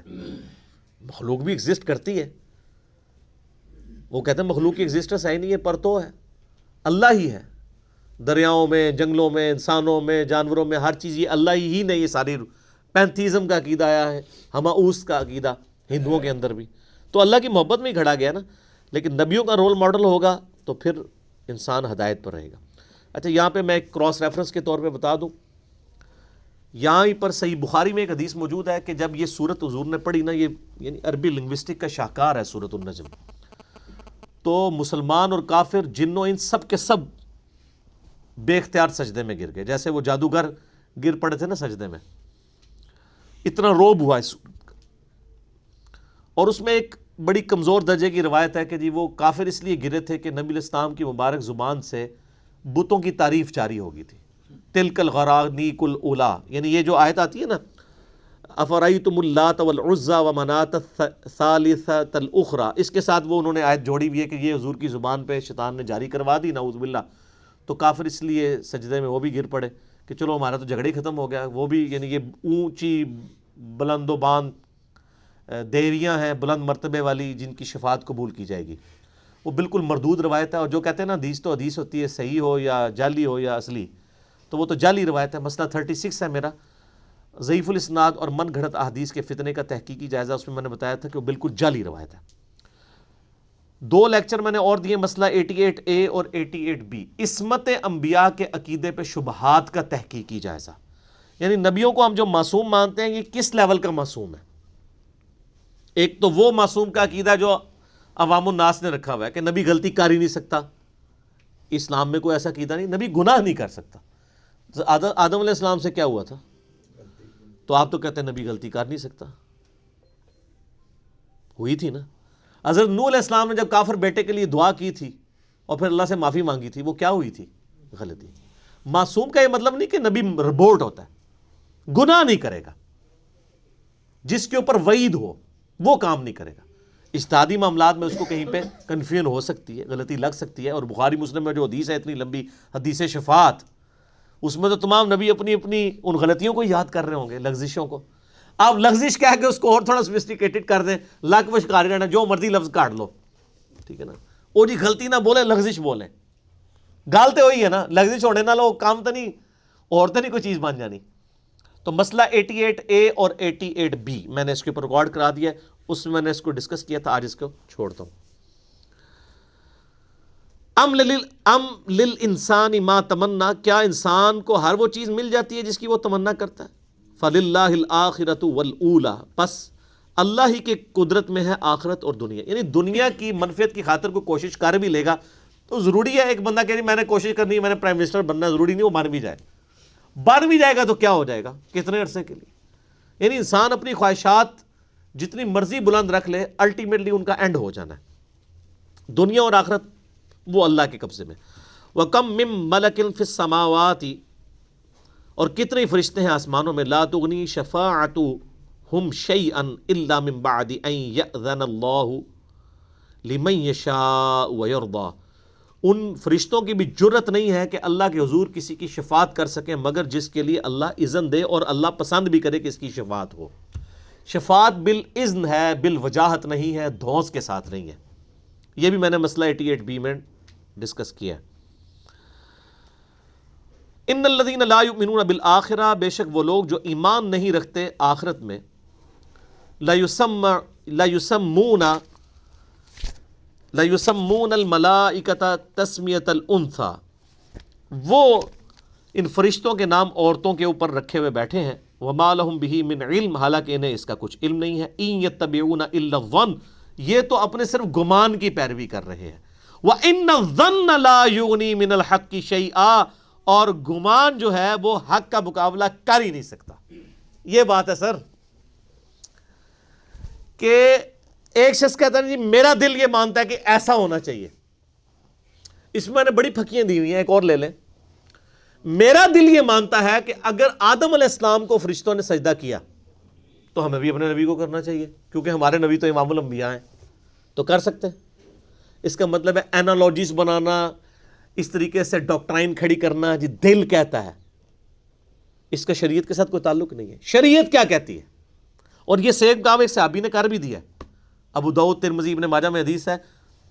سیدنا قیس رضی اللہ تعالیٰ عنہ, ہیرا نامی شہر تھا وہ کوفے کے پاس عراق میں, وہاں سے واپس آئے اور نبی علیہ السلام کو سجدہ کیا. آپ فرمایا یہ کیا کر رہا ہے؟ کہا یا رسول اللہ وہ اپنے سردار کو سجدہ کرتے ہیں, تو آپ تو اللہ کے رسول ہیں صلی اللہ علیہ وآلہ وسلم, تو ہم آپ کو کیوں نہ سجدہ کریں؟ تو آپ صلی اللہ علیہ وآلہ وسلم نے فرمایا کہ سر اٹھاؤ, اگر میں سجدہ جائز سمجھتا تو بیویوں سے کہتا کہ وہ اپنے خامدوں کو سجدہ کریں اس حق کے سبب جو اللہ نے ان کو دیا ہے. اور اس میں آگے یہ بھی الفاظ ہے, جب میں مر جاؤں گا تو میری قبر سے گزرو گے, کیا میری قبر پہ بھی سجدہ کرو گے؟ کہا یا رسول اللہ نہیں. تو فرمایا مجھے کیوں کر رہے ہو؟ اچھا پوری حدیث کھا گئے, یہ آخری حصہ جو ہے نا وہ وہاں بھی عام ہے. یہ اگر میں سجدہ جائز سمجھتا تو بیویوں کا تھا, پوری پیچھے جو جس سے عقیدے کی اصلاح ہونی تھی وہ پورشن ہی کھا دیا انہوں نے. ٹھیک ہو گیا. تو دل کیا کہتا ہے وہ بعد میں ہے. دل آپ پہلے ابوبکر صدیق, عمر فاروق اور عثمان غنی اور مولا علی والا بنائے نا, پھر آپ اپنے دل کی بات کریں. دل تو بچپن سے یعنی مینٹل ماڈلز تک بدل دیے آپ کے بزرگ بابوں نے, اور اب آپ کہہ رہے ہیں میرا دل نہیں مانتا. آپ کے دل کی کوئی اہمیت نہیں ہے, پہلے دل کو صاف تو کریں. دل پہ نہیں جانا. اللہ تعالیٰ ہمارا ہے کہ گمان جو ہے حق کے مقابلے میں کوئی شے نہیں ہے. فَأَعْرِضْ عَمَّنْ تَوَلَّى, پس آپ رخ انور پھیر لیجئے اس بد نصیب سے جو ہمارے ذکر سے عن ذکرنا, جو ہمارے ذکر سے روگردانی کرتا ہے. وَلَمْ يُرِدْ إِلَّا الْحَيَاةَ الدُّنْيَا, اور نہیں خواہش رکھتا مگر دنیا کی زندگی کی. ذَلِكَ مَبْلَغُهُم مِّنَ الْعِلْمِ, یہ ہے جی ان کا ٹوٹل مبلغ علم. اے انہوں کا علم ہے کہ آخرت سے بے فکر ہیں اور دنیا کی زندگی کو سب کچھ سمجھ لیا ہے۔ ان ربک هو اعلم بمن ضل عن سبیلہ، بے شک تمہارا رب خوب جانتا ہے جو کہ بھٹک گیا ہے اس اللہ کے راستے سے، وَهُوَ أَعْلَمُ بِمَنِ اهْتَدَىٰ، اور وہ بہتر جانتا ہے جو ہدایت پہ ہے۔ وَلِلَّهِ مَا فِي السَّمَاوَاتِ وَمَا فِي الْأَرْضِ، اور زمین و آسمان کی بادشاہت جو کچھ اس کے اندر ہے سب کچھ اللہ کا ہے۔ لِيَجْزِيَ الَّذِينَ أَسَاءُوا بِمَا عَمِلُوا وَيَجْزِيَ الَّذِينَ أَحْسَنُوا بِالْحُسْنَىٰ، تاکہ اللہ تعالیٰ بدلہ دے بدکاروں کو ان کے برے اعمال کا اور نیکوکاروں کو جزا دے ان کے نیک اعمال کی۔ الذین یجتنبون کبائر الاثم والفواحش، وہ بندے جو کہ بڑے بڑے گناہوں سے بچتے رہے اور بے حیائی کے کاموں سے، الا اللمم، ہاں مگر کوئی شاذ و نادر کوئی چھوٹا موٹا گناہ ہو گیا، اگر کسی نے بڑے بڑے گناہ نہ کیے ہوئے تو کوئی چھوٹے موٹے گناہ ہیں اللہ تعالیٰ اس سے تو درگزر فرما دے گا۔ اب یہ ہماری بدقسمتی ہے کہ جتنے گناہ ہمیں پتہ ہیں وہ سارے بڑے ہی ہیں، قتل، چوری، زنا، شراب نوشی، ماں باپ کی نافرمانی، نماز چھوڑنا۔ مسئلہ نمبر 18 ہے میرا، گناہ کبیرہ اور توبہ کا بیان، غیبت، چغلی، یہ سارے۔ ان ربک واسع المغفرہ، یہ آیت بہت اہم ہے کہ اگر کوئی بڑے بڑے گناہوں سے بچ جائے تو چھوٹے چھوٹے گناہوں کے اوپر درگزر ہو جائے گا۔ لیکن ہمارا یہاں معاملہ الٹا ہے، چھوٹی چھوٹی چیزوں کے اوپر بڑی نکیر ہو رہی ہوتی ہے۔ کسی کی داڑھی تھوڑی سی چھوٹی ہوگی نا، کہتے ہیں یار نہیں، حالانکہ وہ جو کہہ رہا ہوتا ہے نا جھوٹ وہ بھی بول رہا ہوتا ہے، اور جو داڑھی کاٹ رہا ہوتا ہے جھوٹ وہ بھی بول رہا ہوتا ہے۔ اس کو بجائے جھوٹ کے اوپر بات کرنے کے، ٹھیک ہے، حرام خوری کے اوپر بات کرنے کے، اس کے اوپر وہ ایمفسائز کرواتے ہیں۔ بڑے گناہوں سے بچنا ہے، چھوٹے معاف ہو جائیں گے۔ وہ تو بخاری مسلم میں حدیث ہے نا کہ اگر تمہارے گھر کے آگے سے ایک نہر بہتی ہو اور اس میں تم روزانہ 5 دفعہ غسل کرو تو کوئی جسم سے میل باقی رہ جائے گا؟ صحابہ نے کہا نہیں، تو فرمایا 5 نمازوں کی مثال ایسی ہے۔ لیکن چھوٹے گناہ، بڑے گناہ نہیں سر، بڑے گناہ صرف توبہ سے معاف ہوتے ہیں۔ اس کے ثبوت میں مسلم شریف کی حدیث ہے کہ اگر کبیرہ گناہوں سے بچا جائے تو ایک نماز سے دوسری نماز، ایک جمعے سے دوسرا جمعہ اور ایک رمضان سے دوسرا رمضان درمیان کے گناہوں کا کفارہ ہے اگر کبیرہ سے بچا جائے۔ آپ کو کہ جی میں ایک جمعہ پڑھ لوں پھر اگلا جمعہ پڑھوں بیچ کا معاف ہو جائے، نہیں، حضور نے فرمایا اگر کبیرہ گناہوں سے بچا جائے تو نماز چھوڑنا تو سب سے بڑا کبیرہ گناہ ہے۔ کبیرہ گناہ کیا؟ وہ تو کفر اور اسلام کے درمیان فرق ہے۔ صحیح مسلم 246 نمبر حدیث۔ تو جو بڑے بڑے گناہوں سے بچتے ہیں اور بے حیائی کے کاموں سے، ہاں چھوٹا موٹا معاملہ ہو جائے کبھی غلطی سے، یعنی کسی کی کوئی بد نگاہی غلطی سے ہوگی، یہ نہیں کہ گھر چھوڑ کے آیا، تو وہ توبہ کر لے تو اللہ تعالیٰ معاف کر دے گا۔ ان ربک واسع المغفرہ، بے شک اللہ تعالیٰ بخشنے والا ہے، وسیع اس کی مغفرت والا معاملہ ہے۔ ہوا اعلم بکم اذ انشأکم من الارض، وہ تو اس وقت سے تمہیں جانتا ہے کہ جب تم زمین سے اگے تھے۔ ہائے ہائے ہائے، زمین سے انسان اگا ہے سر، کیونکہ زمین کی خوراک سے ہی یعنی مرد کا وہ معاملہ ہوتا ہے جس سے آگے پیدائش کا سلسلہ شروع ہوتا ہے، اس کی خوراک تو زمین سے آئی ہے نا۔ وہ تو اس وقت سے تمہیں جانتا ہے جب تم زمین میں تھے۔ وَإِذْ أَنْتُمْ أَجِنَّةٌ فِي بُطُونِ أُمَّهَاتِكُمْ، جب کہ تم ایک جنین کی شکل میں تھے، ایمبریو کی شکل میں، ماں کے پیٹ میں، وہ تو اس وقت سے تمہیں جانتا ہے کہ تمہاری حقیقت کیا ہے۔ فَلَا تُزَكُّوا أَنفُسَكُمْ، مت کہا کرو اپنے آپ کو کہ میں بڑا پرہیزگار ہوں، ہوا اعلم بمن اتقى، وہ خوب جانتا ہے کون کتنا پرہیزگار ہے۔ یہ بڑے بڑے لامے بنے۔ یہ آپ مجھے بتائیں، یہ آیت ہوتے ہوئے یہ کہنا جی شیخ عبد القادر جیلانی نے فرمایا کہ جی جو میرا مرید ہوگا میں اس وقت تک جنت میں نہیں جاؤں گا جب تک کہ جنت میں نہ لے جاؤں۔ سر شیخ عبد القادر جیلانی نے اگر قرآن پڑھا ہوا تھا تو وہ کبھی یہ بات کر ہی نہیں سکتے تھے۔ یہ شیخ عبد الجیلانی کو کہا جا رہا ہے، یعنی جو آپ نے کھڑے کیے ہیں، یہ آپ نے ان کی طرف منسوب کیا، ہم نہیں کہتے انہوں نے کہا ہوگا، اگر کہا تو پکڑے جائیں گے۔ اگر کسی شخص نے یہ آیت پڑھی ہوئی ہے کہ اپنے آپ کو نیکوکار مت کہو، وہ خوب جانتا ہے، تو وہ اس وقت سے جانتا ہے جب تم، یعنی جس کی حقیقت یہ ہے وہ اتنے بڑے بڑے دعوے کرے گا، ٹھیک ہے۔ وہ طاؤس تابعی جو تھے نا، ایک دفعہ ایک یعنی گھر کے پاس کھڑے تھے تو حجاج ابن یوسف جو آل امیہ کا گورنر تھا، بڑا سخت، لاکھوں لوگوں کو اس نے قتل کروایا تھا اپنے زمانے میں، تو وہ انہوں نے اس کے لیے راستہ نہیں چھوڑا۔ اللہ کے نیک جو بندے ہوتے تھے نا، یہ آپ والے نیک نہیں جو آپ کے انڈیا پاکستان بنگلہ دیش والے ہیں، یعنی یہ تو درباروں پہ ہی بیٹھے رہتے ہیں اور بادشاہوں کے لے کے مطلب بعد میں وظیفے کھاتے رہے ہیں، اور پہلے بھی ان کی نہیں بات کر رہا۔ تو وہ جان بوجھ کے ایک میسج دیتے تھے متکبرین کو کہ تم تکبر کرتے ہو، تکبر تو صرف اللہ کے لیے۔ تو وہ سواری آ رہی تھی اس کی حجاج ابن یوسف کی، تو طاؤس تابعی جو ہے وہ نہیں ہٹے، کھڑے رہے اپنی جگہ پہ. تو وہ بڑا غصے میں پاس آیا، کہتا تو جانتا نہیں کہ میں کون ہوں؟ تو وہ جو طاؤس تابعی عبداللہ ابن عباس کے شاگرد تھے، انہوں نے کہا حجاج میں تمہیں خوب جانتا ہوں،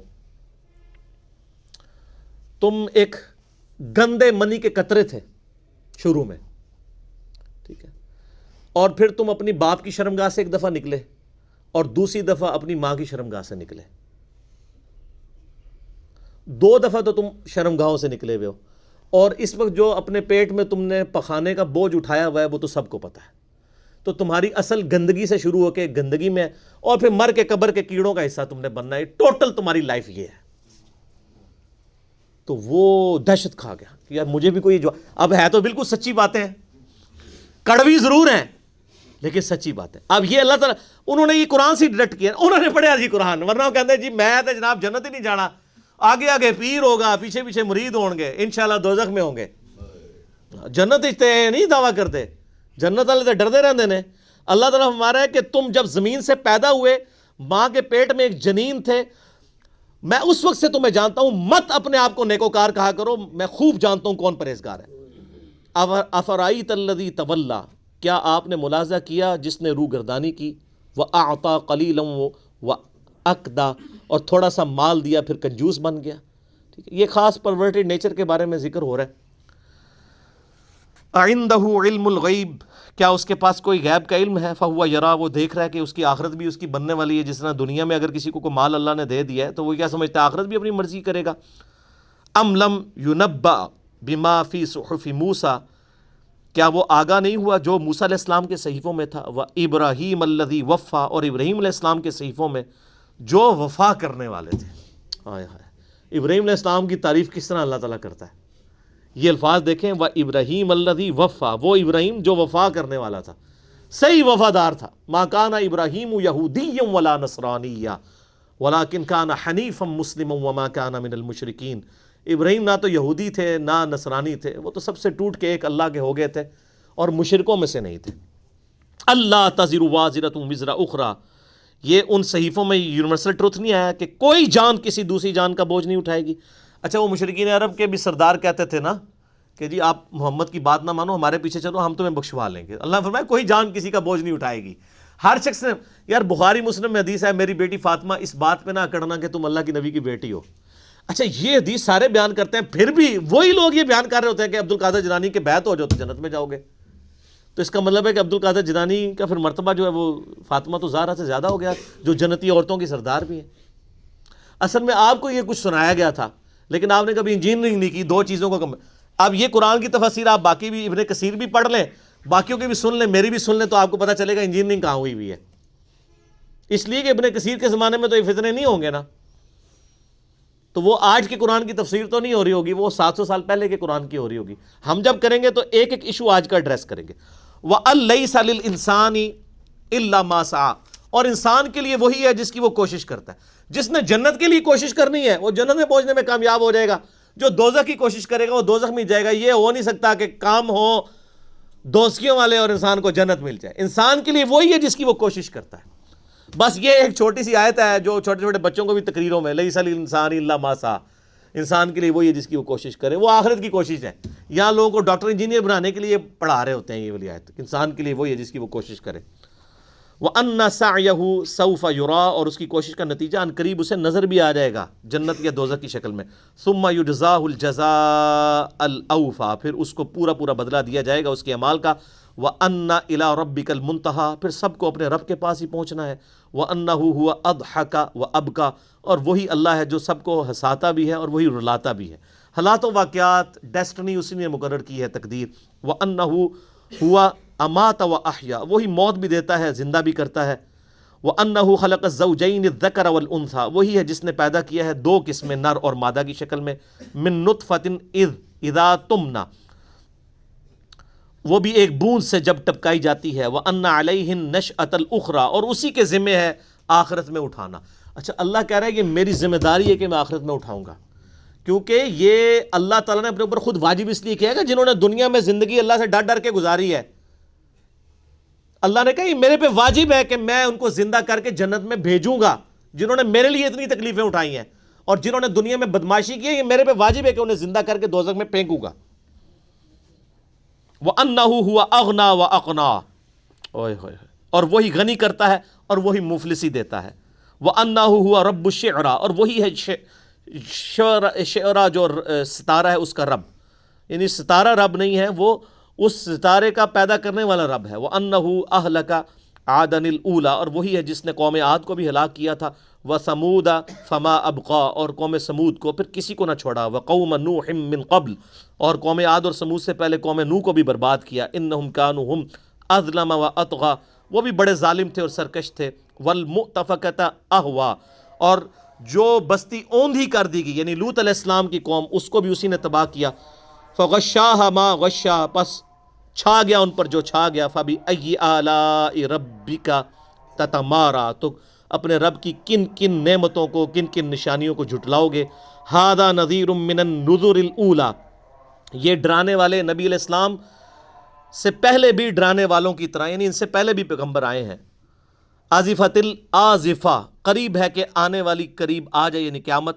لیس لہا من دون اللہ کاشفہ، اللہ کے سوا اس کو کوئی ظاہر کرنے والا نہیں ہے. افمن ھذا الحدیث تعجبون، کیا تم اس بات کے اوپر تعجب کر رہے ہو، یعنی مرنے کے بعد زندہ ہونے کے حوالے سے.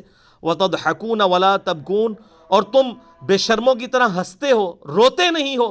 وانتم صامدون، اور تم کھیل مذاق بنائے ہوئے ہو دنیا اور آخرت کے اعتبار سے، یہ جو نبی تمہیں ایجوکیٹ کر رہے ہیں. فاسجدوا للہ فاعبدوا، پس سجدہ کرو اللہ کے لیے اور اسی کی عبادت کرو. اللہ اکبر، سبحان ربی العلی، سبحان ربی العلی، سبحان ربی العلی. اچھا یہ آخری آیت جب آپ نے پڑھی نا، تو جو یہ پہلی سورت تھی جو پبلکلی آپ علیہ السلام نے سورۃ النجم پڑھی. صحیح بخاری میں آتا ہے سارے سجدے میں گر پڑے بے اختیار. ٹھیک ہو گیا جی. اللہ تعالیٰ سے دعا ہے جو حق بات میں نے کہی اللہ تعالیٰ ہمارے دلوں میں راسخ فرمائے. اگر جس بات میں میرے منہ سے کوئی غلط بات نکل گئی اللہ تعالیٰ ہمارے دلوں سے معاف کر دے. ہمیں کتاب و سنت کی تعلیمات پر عمل کر کے دوسرے بھائیوں تک پہنچانے کی توفیق عطا فرمائے. سبحانک اللہم و بحمدک، اشہد ان لا الہ الا انت، استغفرک و اتوب الیک، وما علینا الا البلاغ المبین. جزاکم اللہ خیرا، احسن الجزاء.